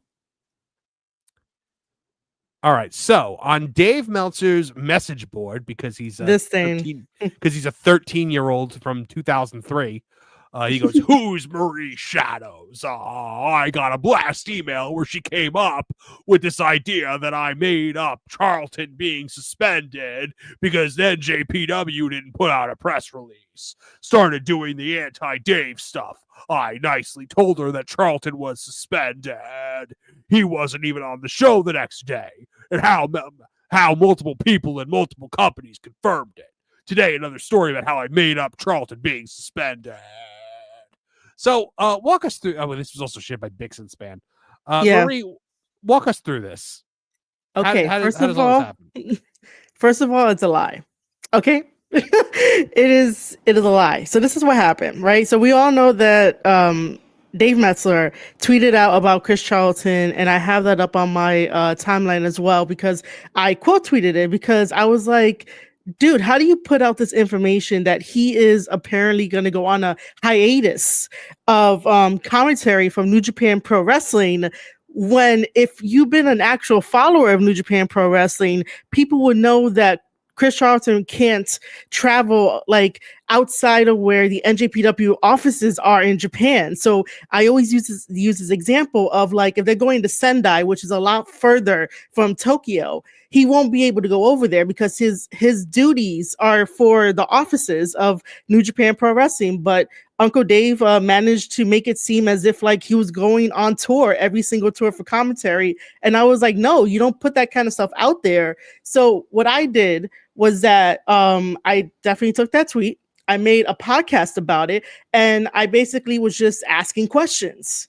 I was like, well, where's your source? Where's your proof? You know, in a day and age where everyone has a smartphone and they're videotaping stuff, how come there's nothing attached to this supposed hiatus? And then later on in the same day, it gets changed to, oh, he got suspended for 2 months. Where's the proof? And if you've been following New Japan Pro Wrestling for the longest, they always put out a press release. If a wrestler gets a code, a common code. New Japan Pro Wrestling is like, such and such wrestler got a code. We have to take him off the match card. This is his replacement. We're so sorry for the inconvenience. And they move on with their lives. New Japan is very good at their own PR, even though they're not a perfect company, but they're always good with their own PR. So for Chris Charlton to not have a press release that is really, really big, because this is like a really interesting, big story, I'm going to be like, yo, where's the press release? Show me. And then I'll be like, all right, cool. You know, you got this one. But because it was just a trust me source kind of thing, I was like, nah, I'm not going to have that. So I go on my podcast, I explain it, I break it down. I even brought up some other instances that happens in New Japan Pro Wrestling where on commentary, Chris Charlton does get very, very passionate about New Japan Pro Wrestling. This is the guy that you want on your roster. This is the guy you want on your team to have that pride, that loyalty towards the company and like showcase it. So the commentary happens, and I also like switch back and forth between what else did I say on the podcast? Oh, that there was this one part that Jay White was yelling at Tanahashi before Tanahashi became president, but Jay White didn't get any like repercussions. So I was like making the comparison of like, oh, how come we're cherry picking here? So I did all that. In my newsletter, I added all the screenshots that I've taken off of my timeline. I even added my last podcast talking about Uncle Dave again and the whole CM Punk versus the Elite drama. And I was like, that didn't make sense either. So, you know, I just need some type of proof. So I sent that out. And then he actually does reply back to me. And it was not nice. Like he said, it was 2 lines. And he ended it with the second line saying, please do better. And it wasn't like, oh my God, that prick. That condescending prick. Sorry, Marie, go. And, you know, the thing is that like, first of all, right, whenever I sent out an email to everybody that's on my readers list, you're able to like interact, leave a comment, message me privately and stuff like that. And usually when you like reply to somebody, you should be like, good evening, good morning, or just like, hey, Marie, I saw this, you know, I would like to clear some stuff up. I would like to talk about it a little bit more. This is what I know, you know, do that thing where it's like, help me, help you. Right. I just do that. But that wasn't it, man. Like to tell me to do better. And I'm like in my head, well, then tell me what I got wrong. Nothing happened. And then I sent him back a very nice email that was basically telling him that, dude, like you should be verifying your sources. You should be adding proof.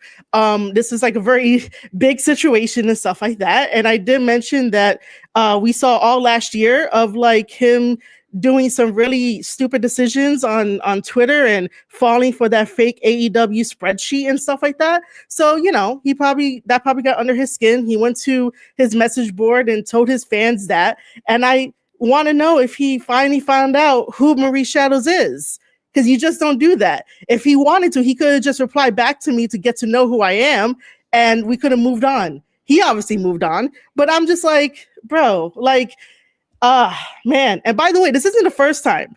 I did stump him the very, very first time about Ricky Starks. If you guys remember the whole GCW situation and the AEW took Ricky Starks off the show. And he was replying to some fans because I think Tony Khan had replaced Ricky Starks with a luchador. I think it was Commander.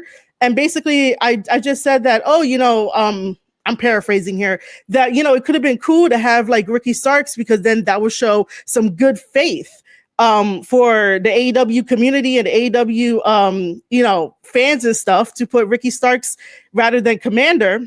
And Dave was like, he retweeted me and he said, oh, in a perfect world, blah, blah, blah, blah, you know, that would be good. And then I quote tweeted him and I said, but you have Tony Khan's number. Why you didn't text him? And then nothing after that. So, yeah, there we go. That's how we got here to this part. But see, my thing is that I love him. What's up? Oh, okay. Cook. I love New Japan Pro Wrestling. I will defend New Japan Pro Wrestling. It is not a perfect company, but in the ecosystem of professional wrestling, it brings us something different to the table rather than what we see constantly as just American wrestling. Like we've seen it time and time again, but New Japan Pro Wrestling gives us something different. So that's why I'm always going to either defend New Japan Pro Wrestling when I need to defend it. And when I say it needs to improve, I will always do that because I know that they could get better just like every other company has gotten better. And if people out there question me, oh, how come you don't do that for WWE? WWE is at the top of their game. They don't need me to tell them how to improve, not to improve, what to do. They got it. But for companies that I still want around for years and years to come, I will always try to use my voice to back up things that make sense to me, that needs improvement, that just needs that extra bit of love. And I will not stand for, baseless, unconfirmed tweets about Chris Charlton when there is no press release, when I said again that New Japan Pro Wrestling is very good at their own PR. Absolutely. Wow, Marie, that was an epic rant. Kevin Apollo's even impressed with that rant. He's the rant king. So, wow, good job just taking him to school and making him look like an idiot. But you know what, Marie, he looks like an idiot so in so many more situations. Here's one where here's what. So he got smacked down by you. He also got smacked down by the head of the CW network recently. So he goes, obviously the KTLA schedule for TV is up in the air with the fires. So they make good for tonight on airing NXT is up in the air. And then Bradley Schwartz, the head of CW network, goes, we'll repeat NXT nationally on CW Saturday night. Like, just how obviously? It's obviously because he thinks that he can figure out common sense. Yeah, and it just yep. And because of that, he knows exactly what's going to happen. Oh, also, I forgot to mention in my rant. So let's talk about the second story because no, it's not a story, Dave. No. So what it was that my community, when I was doing a premiere for one of my episodes, in my community, it was actually LK, who's in here. I believe he was in my chat as well. He had mentioned that none of the dirt sheets had decided to do a write-up transcript for the actual commentary lines that happened during Wrestle Dynasty. And I was like, excuse me? They usually have some type of transcript with like interviews or anything like that. And I was like, hey guys, you think that I should do the write-up? And they were like, yes. So the second story that Dave Meltzer is complaining about is not a story about him.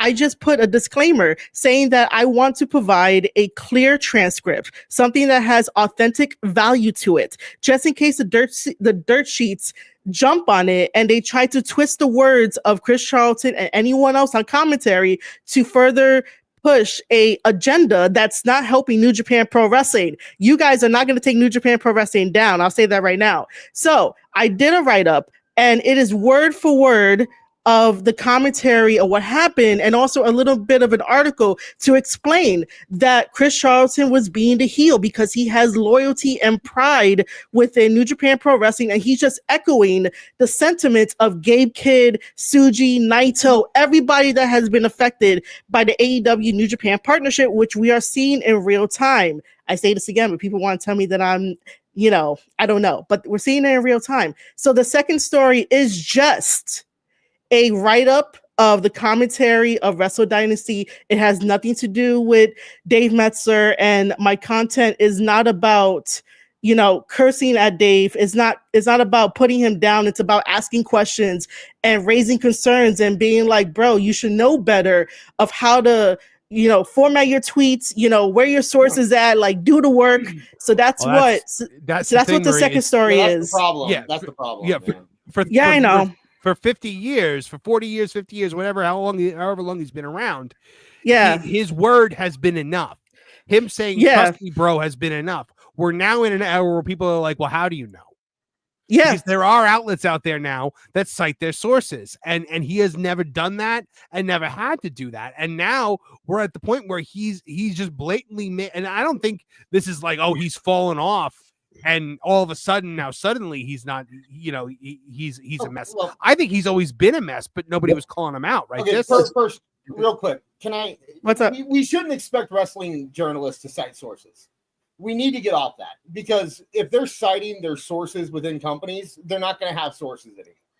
that needs to be a moot point that wrestling fans need to get off of, because it's not going to happen. The thing about Dave is that he's never been accurate. He says every side of a story that could possibly happen, and then at the end says he's right, and then his followers just think he's right because he said he's right.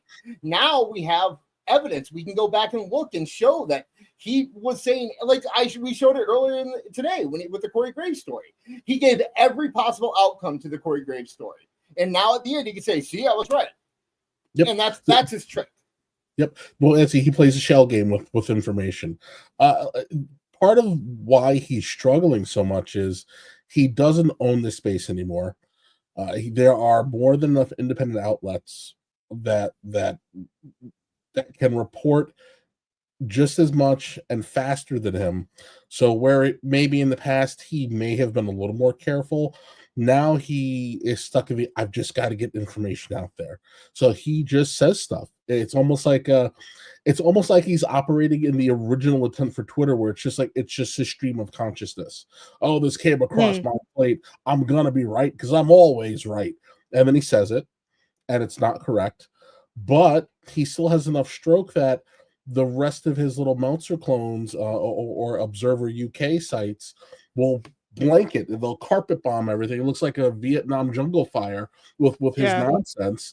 And it's who's left. Either you choose to do battle with him, where he ignores you anyway, and it's so no matter what you say, no matter how factual it is, he's going to make sure he tries to get the last word, or he has to ignore you, like how he has to ignore Alfred, because Alfred smacks him around every week. Oh yeah. Oh, I have some Alfred clips actually that I pulled. Alfred is great. Yeah, Alfred. Alfred is. I feel like Alfred is one of the best people for smacking around Dave with his absolute nonsense. Well, what's things about Alfred too is that when Alfred was rah AEW, they would use his clips to justify that everything they were doing was right. Right.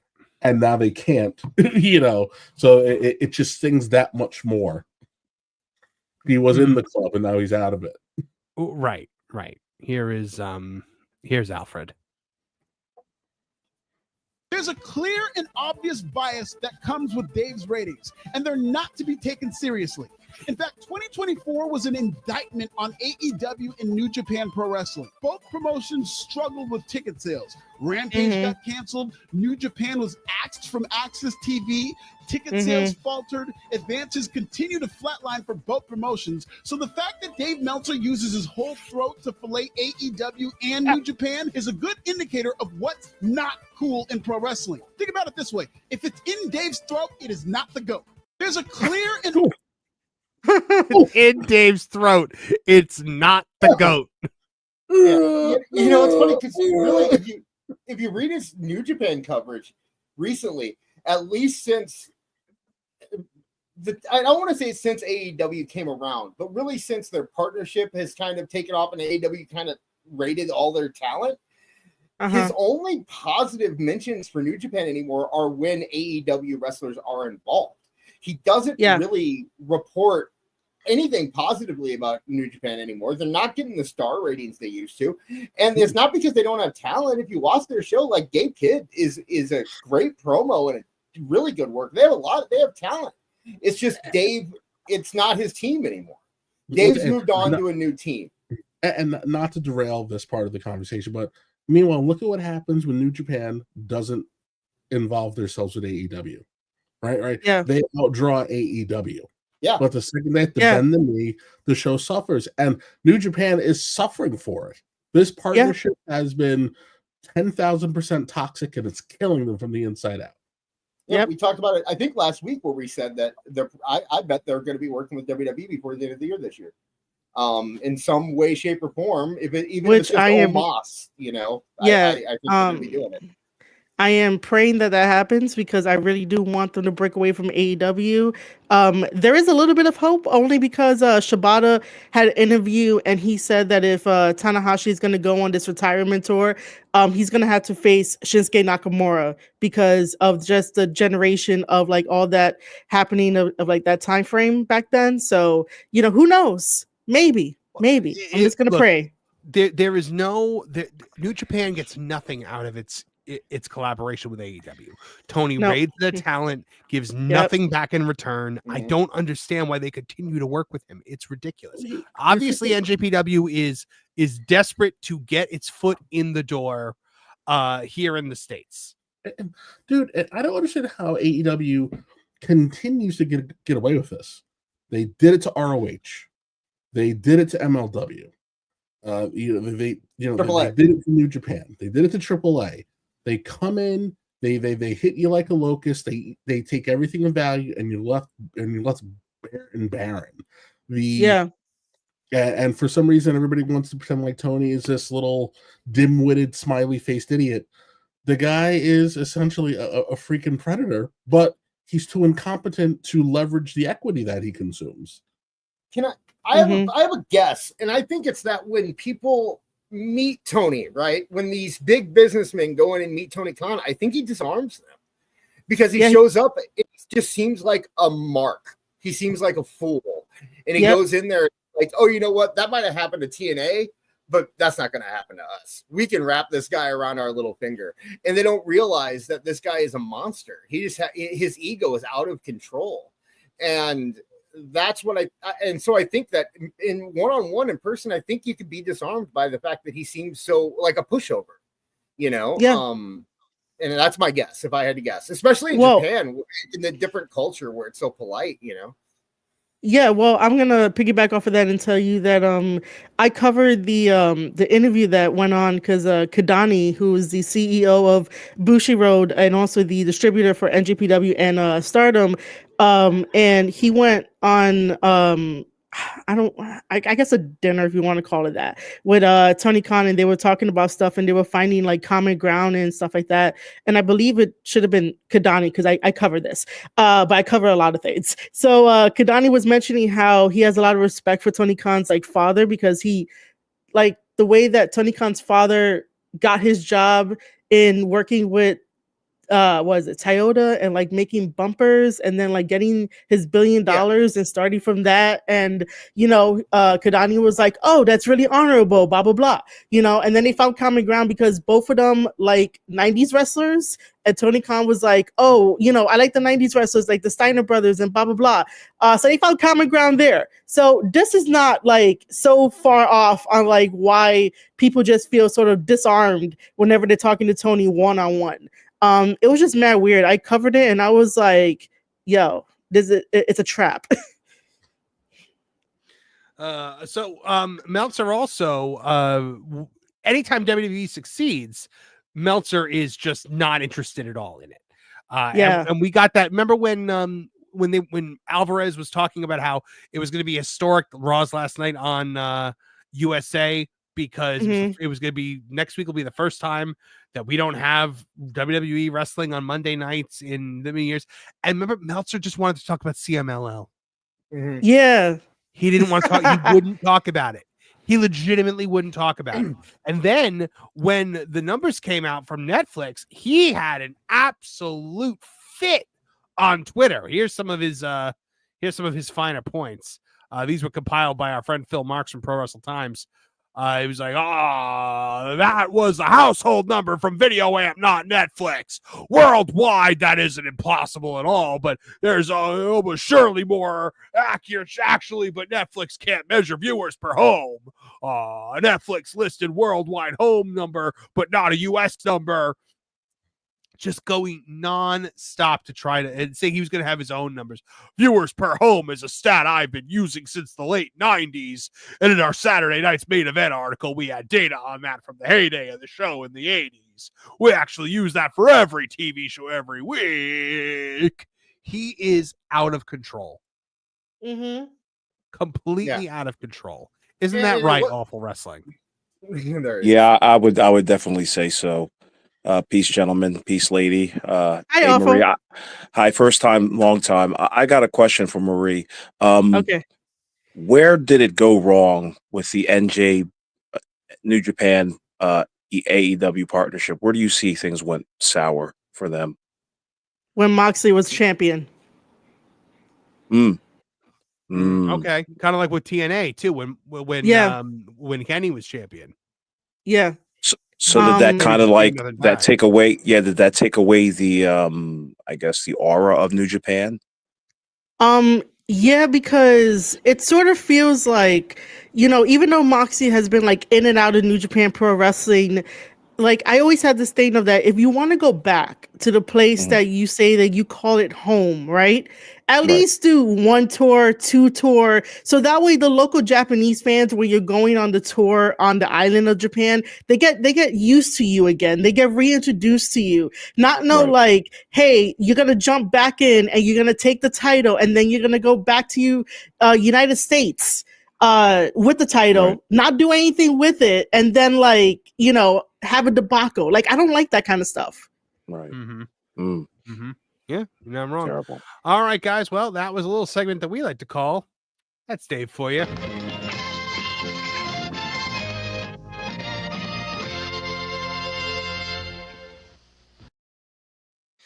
All right, moving along, guys. I know we all want to talk about Penta's debut. So, Dis, I feel like I'll let you lead this one since I know you have a lot of things you're itching to say about it. Yes.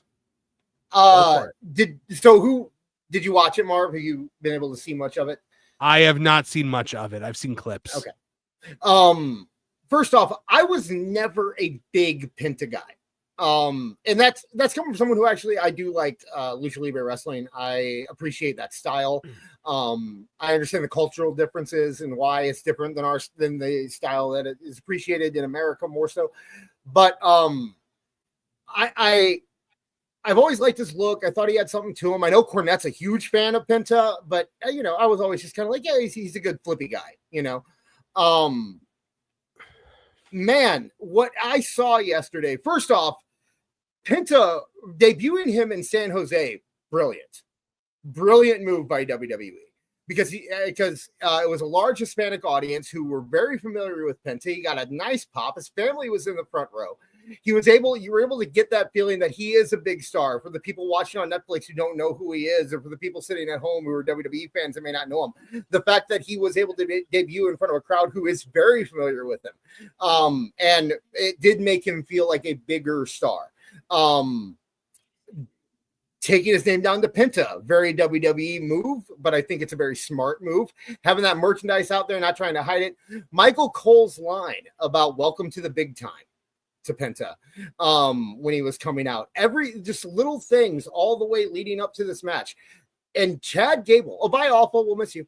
Chad Gable was the perfect choice for an opponent. And Kev, I don't know if did you notice the moves that Gable was leading him through this dance?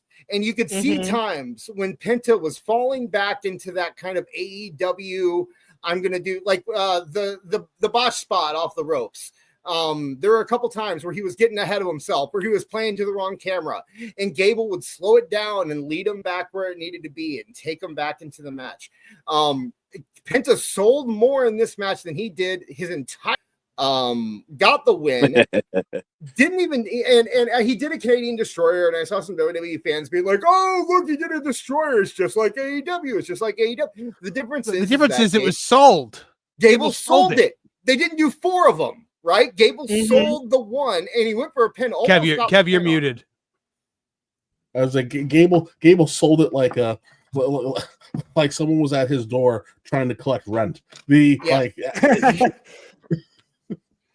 And his promo, we're talking about a man wearing a mask who can't speak very good English, did half the promo in Spanish, was wearing contacts like Rey Mysterio, so you can't see his eyes. And yet the emotion that came through, you could tell that this man was living his dream. He got out there and he realized this is why people always say it, right? This is why people always say you don't know until you're there. And you could look at him, just take it in. And it wasn't that, and we make the jokes like, oh, he looked to the hard cam and there were people there. And I don't think it was so much that, because he has It's a great joke, by the way. It is a great joke. But he's worked huge crowds in Mexico and Japan several times. But what he saw was he saw the big time. He saw the production. So not only was the crowd feeling him, but he was feeling there was this moment that WWE created last night. And Penta is a star. His masks, from what I understand, his masks were almost sold out today. He's the talk of the internet. They did this in one night. AEW had him for 5 years. Well, 5 years plus Lucha Underground, dude. Which, although Plus not a lot of people saw it, he was the main attraction of Lucha Underground.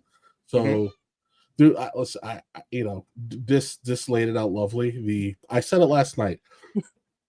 You took an IWC darling, and within 15 minutes, transformed him into a global superstar. Yep. The entrance was awesome. The fire, you could tell the fire hit, the pop hits, and now he starts to feel himself. So he gives you the cool strut down the aisle. Gable allowed Penta to work his style of match within WWE confines, which made the Penta match effing amazing. The it was just everything you want to be. Even the dives weren't wasted. There were a couple times where he hit, and it reminded me of watching the WCW cruiserweights, because it wasn't this quailing nonsense. It was anytime Eddie or Hoovy or whoever went over the ropes and they were crashing into a Viano or Seco Play or whoever, it was a 200 and something pound man with full momentum crashing another 200 something pound man. And it did what human bodies do. Not this I'm going to stare and wait and everybody fall on each other bullshit. Yeah. Every week. The match was awesome. The morons, so they're spoiling the finish by putting up his merchandise. Oh yeah. So WWE.com posted what was going to happen 6 hours into the future. You stupid idiot! There was the most rudimentary marketing skill since the dawn of marketing. And what everybody did, it effing sold out. So who's wrong, idiot? If you watched Raw last week, they put up a thing that said Penta. Okay, like how could you not? You're acting like this is a shock, or like they've messed up. The promo was spectacular. Who knew Penta could speak? I didn't know Penta could even speak a little bit of English. So and then the fact that they cut the promo in Spanish, it's a global organization. It's a global organization. That stuff that should be happening more often. And guess what? And they will figure out how to get the subtitles live. It's just only a matter of time. If UFC can do it, WWE will be able to do it. I beg to differ on the live subtitles. Don't do it. I wasn't even watching the Penta interview promo last night. Excuse me, and I was listening to it while I was working, and it came off so great. I love the fact that I didn't know what he was saying. It just brought in another level of it was just great. Just like you said, it's a global audience. The best thing about Penta, somebody made a tweet about it, and it summed it up beautifully. Penta is effortlessly cool. Yeah. That's all there needs to be said. He's effortlessly cool. That's why I've been screaming for months. They wanted those two brothers because they knew Triple H and Penta were going to be freaking Tony and Sosa. Watching the money go through the counter during the montage in Scarface. The guy is into the money. Are we out of the demonetization zone? Can I drop an F? Okay. Fuck Tony Khan. After last what night, he did to Phoenix? Could you imagine that moment if Phoenix was there? Oh, but here's the beauty of it. This is genius. Because this dude is super over, right? So he's super over, and he's gonna stay over. So, but this is, we all know what happens. Case in point, LA Knight. When you're ready to transition to the next level, and they have to make room for you in your new slot, things stagnate, and you get lost, right? Mm-hmm. So in a year from now, when they have to bump him to where he's got to move next, and he starts to stagnate, guess who's available? Yeah. What's the story going to be? Because it tells itself. He's getting jumped by whoever it's going to be. He can't win these matches because he's outnumbered. And when it comes time for him to finally overcome, his brother shows up. Yeah, and Mhm. I posted it on X last night too. And from a business and a storyline standpoint, I get it. I'm just talking about because last night I started to really care for Penta, the man, not the wrestler, the man. Watching his family, watching his little girl cry, realizing how big of a moment this was for all of the people involved. I just kept thinking, what would this moment be if his brother was there next to him? And that's the thought that was going through my head. And that's why I got so mad at Tony Khan in that moment, because he is the one that prevented it, you know? You're watching the AEW fans yell and scream and make Having fun a of meltdown. his daughter. Yeah. Oh. And he's The a coolest- moron, by the way. But the Tony coolest Khan's a part- moron. Oh, go ahead. The coolest part of Penta's entrance, in my view, was when he was standing right in front of the fire and doing those poses. I mean, that's something that you're going to just play for generations and generations to come. That's just one of those moments. It was awesome. And how dumb is Tony Khan, by the way, pulling down all the Ray Phoenix merchandise? Oh, yeah, he's retarded. If I'm Tony Khan right now, even if I don't have Phoenix on TV, I am pushing that merchandise as hard as possible on the website. And because economics, business marketing 101 right there, Des. Well, because he doesn't business have to worry about 101. That's just proof that he doesn't care about making money. He cares about this is personal to him. It's not business. We've seen this before, just like how Dustin should have been fighting for a world title and should have been champion, if even only for a week, when Cody was wrapping up the story. You have that idiot's second grade project mask up, but you don't have Ray's mask. I'm so tired of having to talk about this stupid mud show like it's a real promotion. This is this little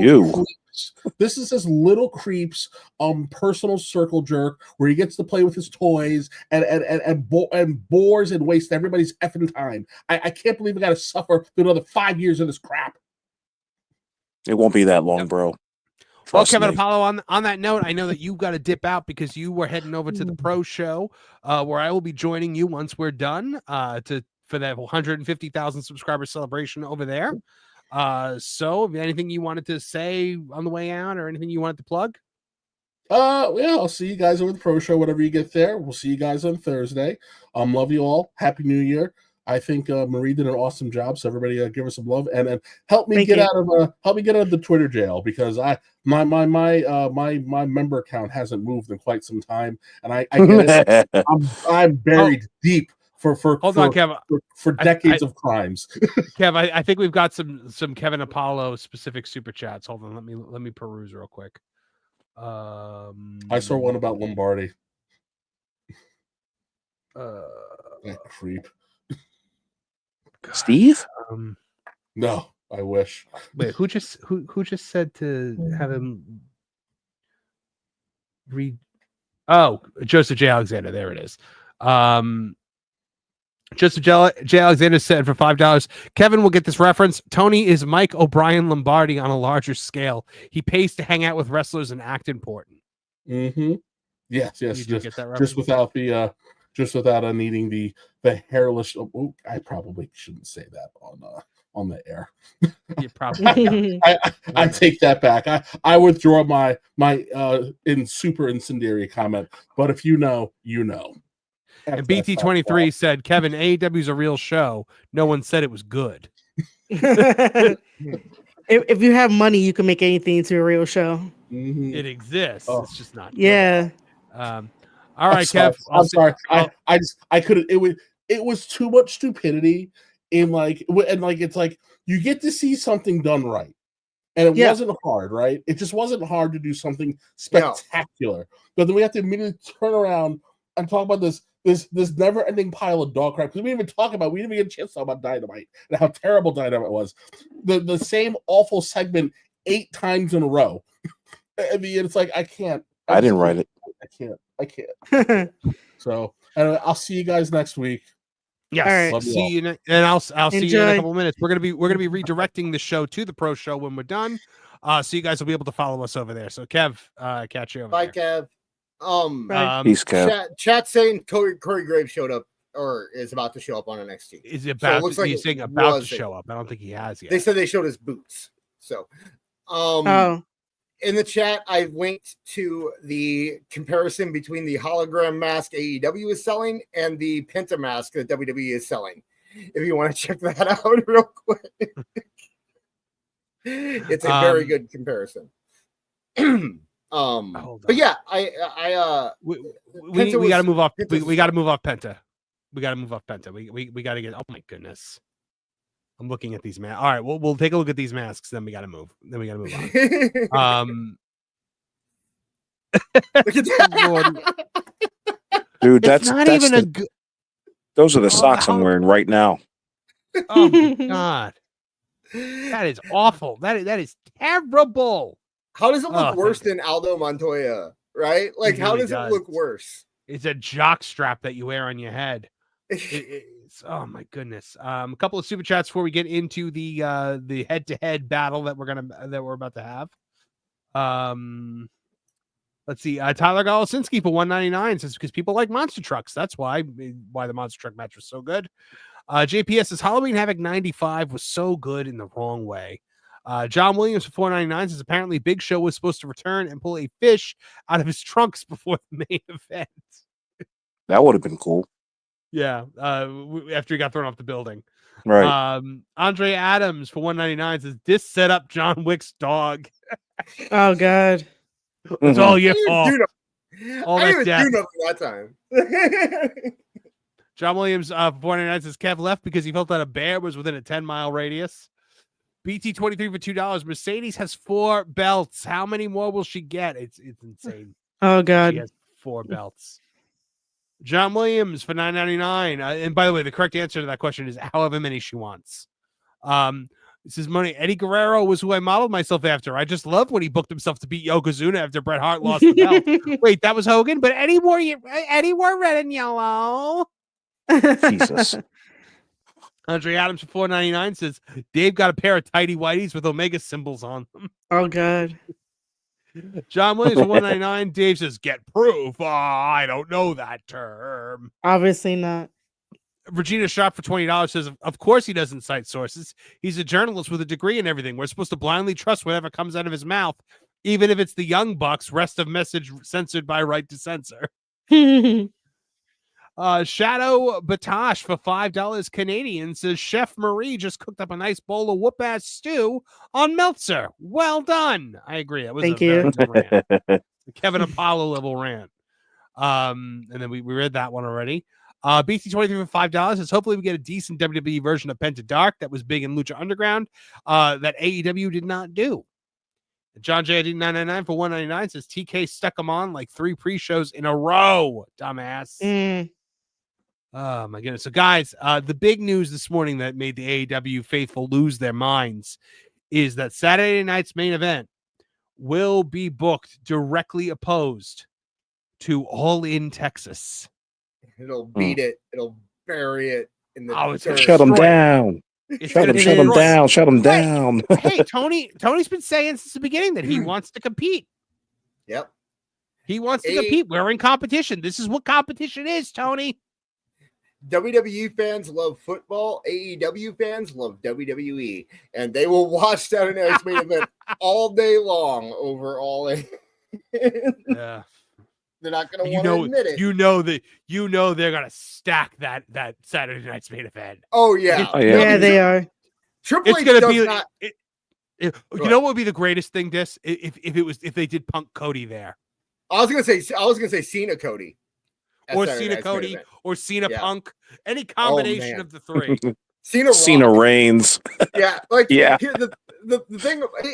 Okay, Triple H does not care about AEW in the sense of like they're not competition. He's not afraid of AEW. He doesn't think they're going to beat him, but he is petty, and he will absolutely destroy them if he has a chance. Yeah, I'm calling it now. Cena versus Vince. Oh gosh. Oh well, that's the other thing is that Vince's the SEC case against Vince was dropped. Yeah. Dropped. And everyone immediately was like, "Oh, he's coming back." Yeah, right. Yeah, no, he's not. It's not like the way it was where he was the primary stockholder and could vote himself in at a moment's notice. That can't happen anymore. The man does not own any stock in TKO. Yeah, he sold it all.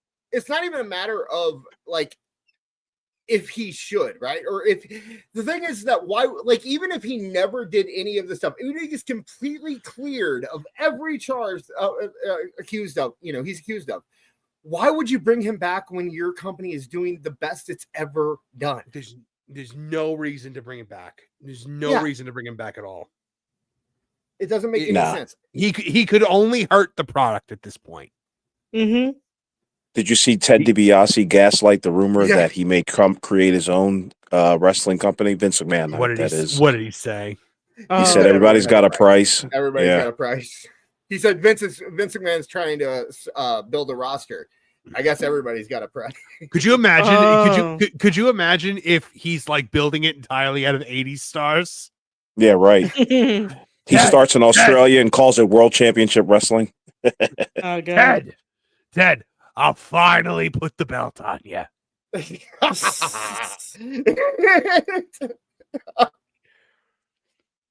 Oh my goodness. Yeah, but so I mean, look, competition is, it's what they say they want. And it's, you can't say we're in a war.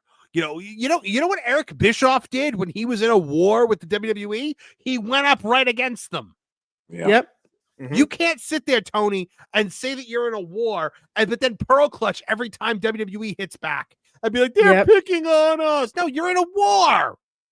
You can't say that you're in a war and then get mad when the other side shoots back. Yeah. Especially when you blast on national television that you beat one of their shows in ratings not too long ago. Right. If Tony Khan, if in the beginning, if Tony Khan would have just come out, and said, we just want to provide an alternative. We know there are fans that don't like the WWE product, and we think that there's room enough for all kinds of companies in America. You know what? This would never have happened. Never. If they had done that, they'd be working with them right now. Yeah. They'd be doing great right now. They'd be working with them right now. They'd be growing. He came out the game with a chip on his shoulder. He wanted to be Eric Bischoff, despite the fact that he hates Eric Bischoff. Now he does. Back then he didn't. He loved Eric Bischoff. He had him on every time he could. Yeah.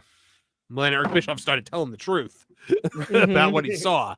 And the one thing you don't do with Tony Khan is tell the truth. So yeah, it's going to be so what are we going to do for our live stream that night? Are half of us are we going to watch both? It can happen. You know what? I'm really pissed off at Triple H. Did he not think about how this was going to affect us? Here's what we need to do. Here's what we need to do. We need to figure out some way I can't believe I answered that. We need to figure out some way where like the winners get to watch Saturday night's main event and the losers have to watch All In. Oh no. Yeah. Like some kind of event there. The only problem is that the losers are going to have to be on about 9 hours longer than the winner. I think next week we need to do the drawing for the Royal Rumble pool. Oh yeah, that'll be fun. So got to figure out who's all going to be in that. Mm-hmm. Chris Benoit. So Chris Benoit. What does that have to do with anything? Sometimes he needs a shout out. What? No, he doesn't. What? There was, that new wrestling fan, the guy that everyone memed for some reason because he started liking wrestling because of WWE on Netflix. He was asking like, who's the greatest wrestler of all time? And like 90% of the responses were trolls saying Chris Benoit. Oh, jeez. That's where I got it from. That's Aubrey Edwards, by the way. She's the greatest wrestler of all time. Or she's the troll saying Chris Benoit. Yeah, she's the troll saying Chris Benoit, and she's also the person behind the account of New Wrestling Fan. Oh, okay. By the way, Bailey. It was Bailey, not Corey Graves on NXT. Bailey, for some reason. So. Okay, yeah. They wear the same boots, so I understand. All right. So before we get into our final subject of the night, we have to play a little game that we call "How Many People Are Playing AEW Fight Forever Right Now?" 6 people in the world right now are playing AEW Fight Forever on Steam. And Tony Khan wants to do part 2. On Steam. It's not console, but right now on Steam there are 6 people playing Fight Forever with a 24-hour peak of 14 people, for an all-time high of 1,428 people. Good grief! Did you see they announced another game? It's going to be a dating sim using AEW wrestlers. Fantastic. What's it called? This? I'm waiting for the joke to land. I was No. I know that's not a joke. That's real. That's not a joke. What? They're making a date. Yeah, they're making a dating sim. I legitimately thought that you were winding up some punchline. Yeah. No. That's what Awful and I are both sitting here like, it's gonna be some kind of Katie Gibbler joke. At least, okay. I don't know if it's going to be. They said it's going to be a dating sim like game, so it might be like an adventure that's like a dating sim, which I guess is just a visual novel. I mean, but yeah, that's their next thing is going to be like an adventure through AEW where you talk to the wrestlers and there's a story that plays out.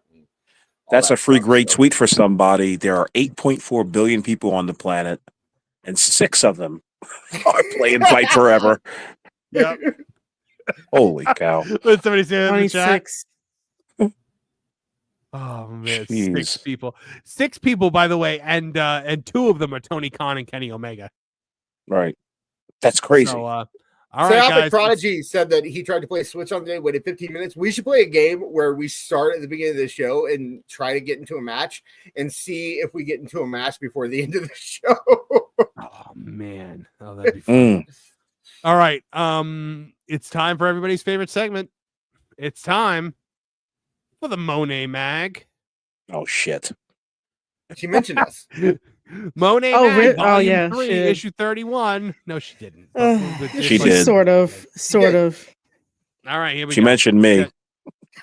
I'm fighting off being sick, guys. So the Monet voice is gonna be really rough today, but we'll do our Don't best. do it. Just read. Go ahead. From the desk of the CEO. Hey, Monet makers, what a start to 2025. In this week's issue, we chat wrestling at the Tokyo Dome, which was an emotional roller coaster for me, how I continue to break barriers for women in wrestling worldwide, and how I'm preparing for new challenges, like defending my Rev Pro Unified title. When crediting us, remember, we are Monet Mag, your go-to digital magazine. We are not a newsletter. You're 100% a newsletter. It's a newsletter. Yeah. Secondly, we continue to get a great response from our Wrestle Side Hustles. I don't care. Last time Wrestling Side Hustle was Seth Rollins owned a coffee shop, so I don't take those seriously anymore. Right. By the way, this magazine, Panic Attack. Go ahead. This magazine was apparently she got the idea from the owner of Barstool Sports. The husband of Maria Menounos is the one who inspired her to make this and kind of runs it, apparently. Damn him. I know. She's also, is that Dave by the Portnoy? way, I don't know. No, it's Maria Menounos. No. Okay. Kevin something. Anyway, but whenever she talks about how she has an ambassador or whatever to Hollywood, that's who she's talking about. I found that out this week. So if you want to face for the reference in the mag, that's who it is. All right. Tokyo Dome Panic Attack. One of the lines Advocate Kev says to Team Monet on our various trips is, we're going to make history, ... again. Though I have nerves and butterflies for all my big matches, my match at the Tokyo Dome against Mina was somehow different. From the moment I landed in Japan, where I actually bawled my eyes out with both disbelief and gratitude to the morning of the event, where I had an actual panic attack. Making history was the last thing on my mind. If there's anything on your mind, I'm shocked. Dude, the Black Plague made history. Oh my God. That's her nickname, right? The Black Plague. Is that what people call it? Kev could see my condition on the bus ride and asked, "Are you nervous or just excited?" And I replied, "Both." Truly, it was my lifelong dream to have a match at this level at the Tokyo Dome. Hasn't she wrestled in the Tokyo Dome before? Yeah, she did. She became the second person to hold the IWGP Women's Championship title. She took it from Kairi. Then Kairi went back to WWE. So she's trying to make this sound like it's some big first it's situation not. here, but in actuality, it's not. Her Along with intern the is, yeah. rich wrestling history, I feel as though in some way Japan, like Mexico, is another home. How many Oh my homes? god. Like Mexico? Like, stop it. Yet for all my joy, I was likewise petrified. By the way, really great job, Jennifer, using a word like likewise. I didn't want to let the promoter down. I didn't want to let the fans down. I didn't want to let Mina down. I Cap. especially, and as always, didn't want to let the women wrestlers of today and tomorrow down. She shut up. thinks that she is Rosa Parks. Yeah. Whoa. Okay. I yeah, love these companies. I love these companies so much, and I love the future so much that I go in with all of their mid-card titles so that they can't create new stars with them. She only wins mid-card titles. These are the titles that should be on new stars. The best thing for women's wrestling is for me to win every match and be the champion of everything. I don't understand why it's mid-card titles. She's not winning any, like I said, these are all the titles that should be held by young women who are coming up in the industry, they're making stars from, and she's getting all of them. She's getting all of them. She's not, because she decides what happens. Yeah. It's almost like she's saying, I don't want any, she's kicking the ladder down is what she's doing. She's gotten, but while saying she's kicking down the ladder while saying that she's building bridges that nobody can now get to. Yeah. She busted through the glass ceiling and then she put concrete over it and kicked the ladder down behind her. I'm building bridges for She's a communist. Lady, here's the thing. You want to know when you did the most for women's wrestling? When it was the horsewomen, when it was you and Bailey and Becky and Charlotte. Like, that's when you did the most for women's wrestling. That was the women's revolution, of which you were an integral part. Whenever you took time off, you progressed women's wrestling. True. Well, yeah, the million times you were injured. I want New Japan's and all promotions globally, for that matter, to know that we female athletes deserve prominent recognition and a prominent place on the card. Draw money, and then you deserve a prominent recognition and prominent place on the card. You have drawn not $1 since leaving WWE. Not one. So shut up. Can I just mention that WWE gave her the world and gave her the platform, and she still acts like nobody has given her everything, and she still has to climb this ladder. And I say this as a female wrestling fan and someone who knows the business, but you got to stop acting like a victim, because WWE gave her everything to jump off and do what she's doing now and does what she wants to do. She has all this freedom, but she's still like, oh my God, woe is me, guys. Like, oh my God, I had a panic attack. You guys should be really worried about me. But guess what? I got 4 new titles. No, stop it. No, you're totally this right. mentality of this mentality of egomaniacs that leave the WWE, where all of a sudden they just wanted to all destroy Vince. Like when Hogan, Hall, and Nash left for WCW, and they were like, "We're gonna run Vince out of business," and I'm like, "Why? He made you a millionaire." Yeah. If somebody gave me that amount of money, I'd be loyal to that guy to the day I die. Even if I worked at another place, I would always have respect and never do the things that they did. You know what it is, Marv? It's when these guys, somebody like Mercedes Mone, she thinks she's like a Roddy Piper or a Bob Orton. Like, these people went through the grind to get where they were at. Baby doll, you didn't go through any sort of grind. You came straight into the performance center. I don't even think you did any sort of territories beforehand, did she? She did. She worked in California a little bit. Yeah, look. Okay, just a little bit. But even still, you get your star from the WWE, and you think you can take that star somewhere else and make yourself something, but it just isn't working. Start to wake up, darling, and realize that you're not it. And to piggyback on what Marie said, to piggyback on that, she can't be a victim and also be the most successful female wrestler of all time in the same breath. Yeah. But she does it every time.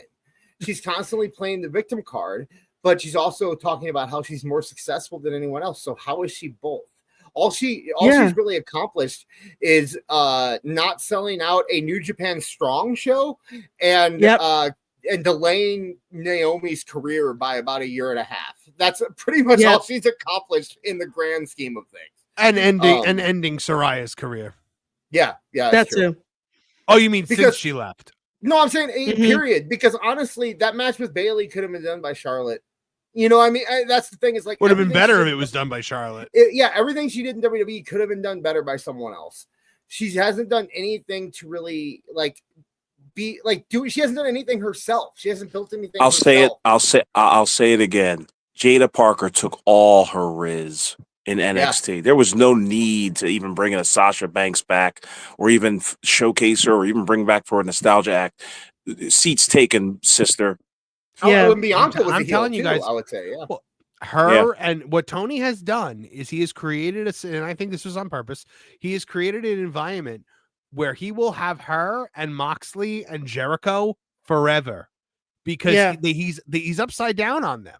They are being paid far more than their value, and they're not going to take a pay cut to go back to WWE. And Tripp is not paying them that.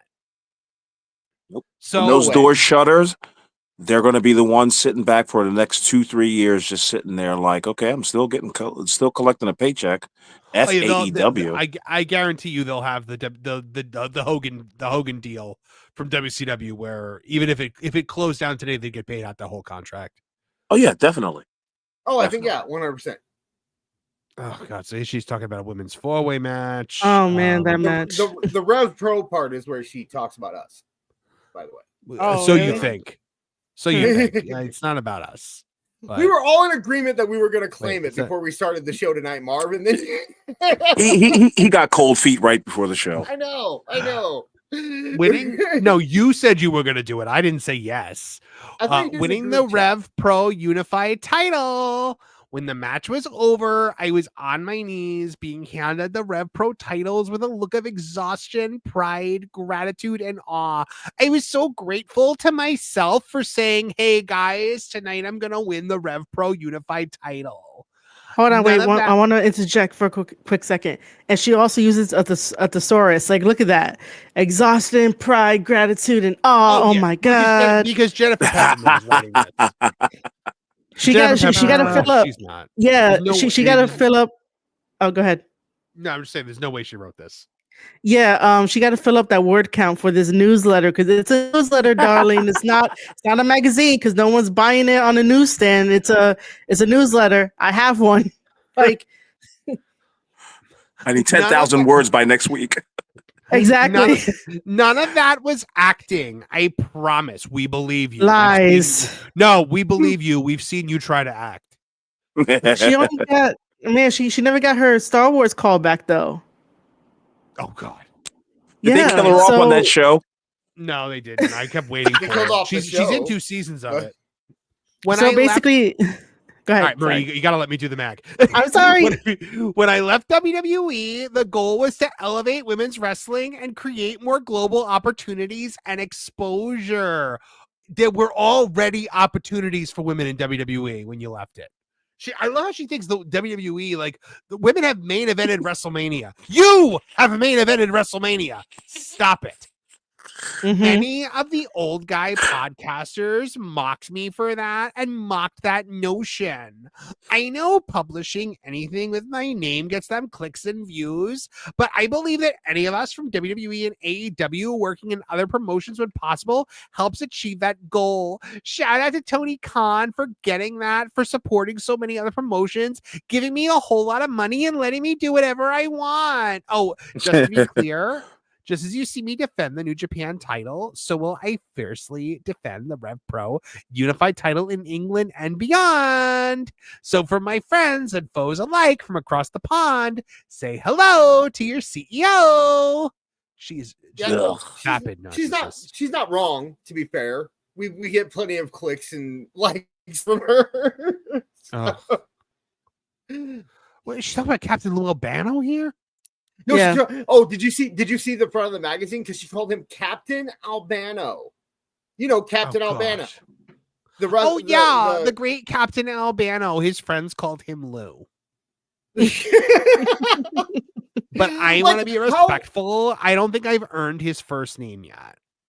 How dense do you have to be to call him Captain Albano? No one in the history of mankind has called him Captain Albano.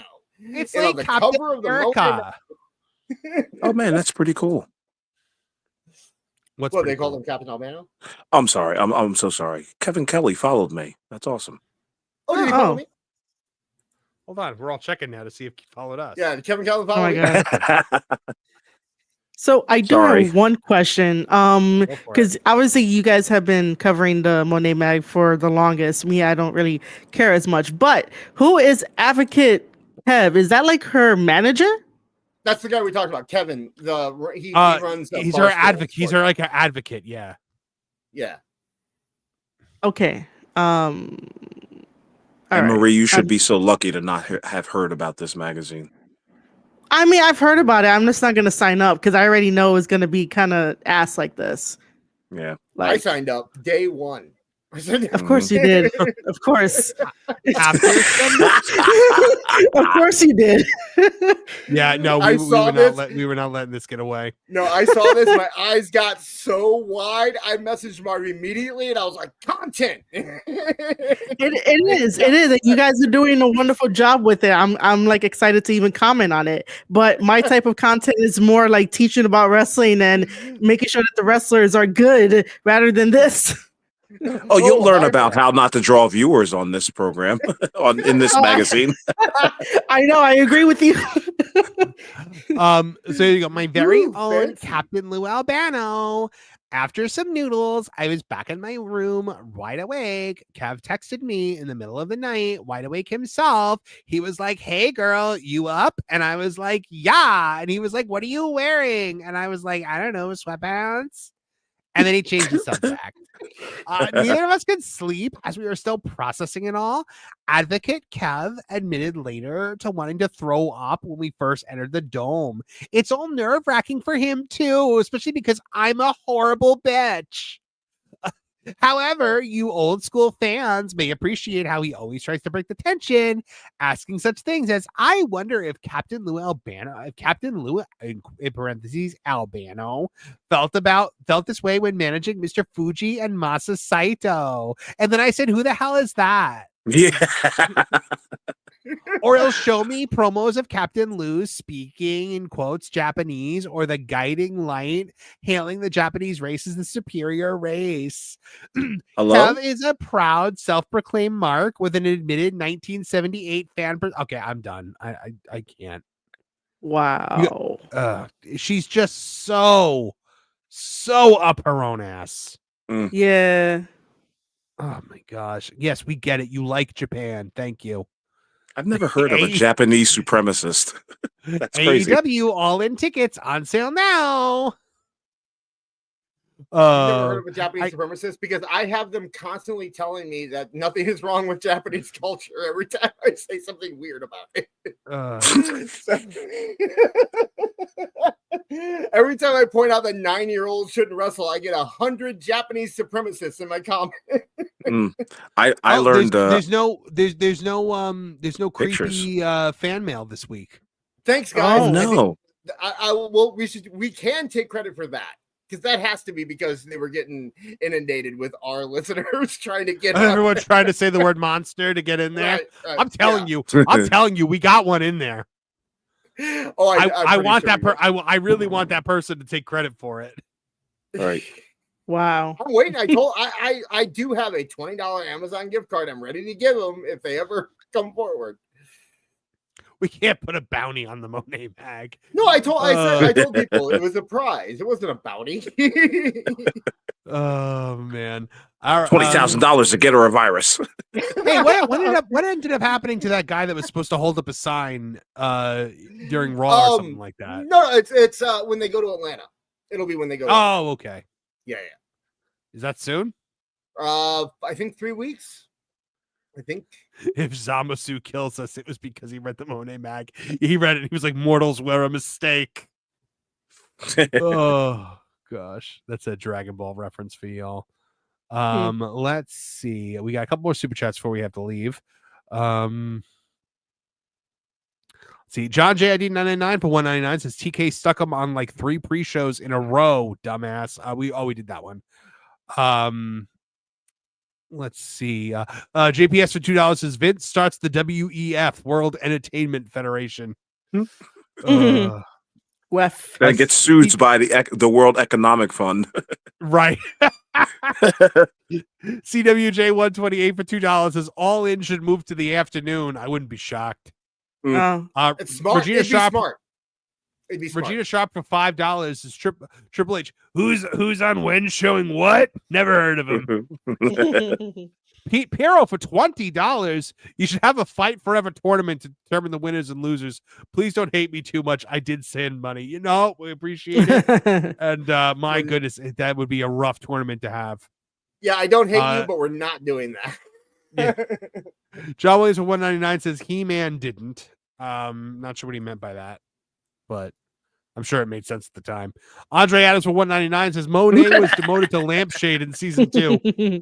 So she's in season 2, and then she's in seasons 2 and 3, but she doesn't do anything in season 3 but stand there. An extra. Regina Sharp says, Monet, I am not back on Star Wars because I'm being fitted for my Storm costume. Duh. Crystal Power. Oh, I love that one. Yeah. Oh, my goodness. Oh, well, guys, that about does it for tonight. Marie, thank you very much for being here. You were a fantastic guest with some epic Dave Meltzer stuff. We would have you back anytime. Thank you very much. Please she bought sandwiches. Yeah, tell the people where they can find more about you and what you're up to. All right. So over on Twitter, it is at Marie_Shadows. That's where you can find like all my links, all my wrestling takes. YouTube.com/Square Circle Podcast. I am almost there to get into the YouTube partner program, so I'm pushing for that.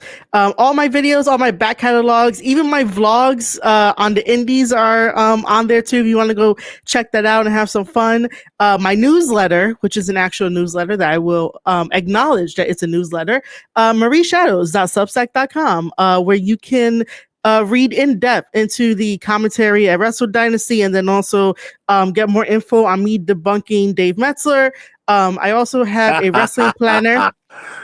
He likes the way you say that. I love it. I'm using it forever. Dave Meltzer. Well, see, this is why I call him Uncle Dave, because I know I was gonna fuck up his name and not on purpose. Not on purpose. I just had this thing of like, if I know I'm gonna mess up someone's name, I'd rather call them something different. But yeah, right. Dave Meltzer, whatever. But Uncle Dave. Anyway, I do have a wrestling planner, which is for the community. It's basically a planner, but just in wrestling format, where you get to write down like whatever shows you're going to, whatever matches you like. I even have a 7-star match section where like you guys could color in the stars of how many stars you want to give a match. But 2025 one is coming out a little bit later in the month. I just been really behind on it. Other than that, I have a podcast, Square Circle Podcast. I interview wrestlers. I talk about wrestling. I love wrestling. I'm all wrestling. Yeah, that's it. Awesome. Awful. Tell the folks what you're up to and what you got going on. Hey, I'm on AEW FUL Wrestling on Twitter. And yeah, that's about it. Oh, I want to thank all the many people who followed me the last couple of days. That was awesome. Appreciate you. Including Kevin Kelly, apparently. Including Kevin Kelly and Leo Rush. That's a weird one. Yeah, one of the Koopa Troopers. I'm sure he's trying to mine for information. He wants a good laugh while he sits in catering. So, yeah. Yeah, thanks for having me. All right. Dis, what do you got going on? Hey, at AEW Disciplinary on Twitter. I do want to give a shout out to Neckbeard, who was featured on the Jim Cornette podcast cover art today. He was. Beard and I have both been featured on Travis's podcast artwork in the last couple of weeks. So that's really, but Beard, I think it's like the third time. I mean, absolutely amazing. Love Travis. Which, by the way, Travis, we should mention at some point that he does have an actual Twitter account now. So if you ever want to look up Travis Heckle there. Also, our Discord, tooney.dis.lol. It's a fun place. We hang out for Raw and SmackDown every week. So if you want to check us out there. And I just want to, Maria, it was great having you on. I don't want to say that personally from me. We've talked several times through the X space. It's nice talking to you in person and having you on the show. So I want to say thank you.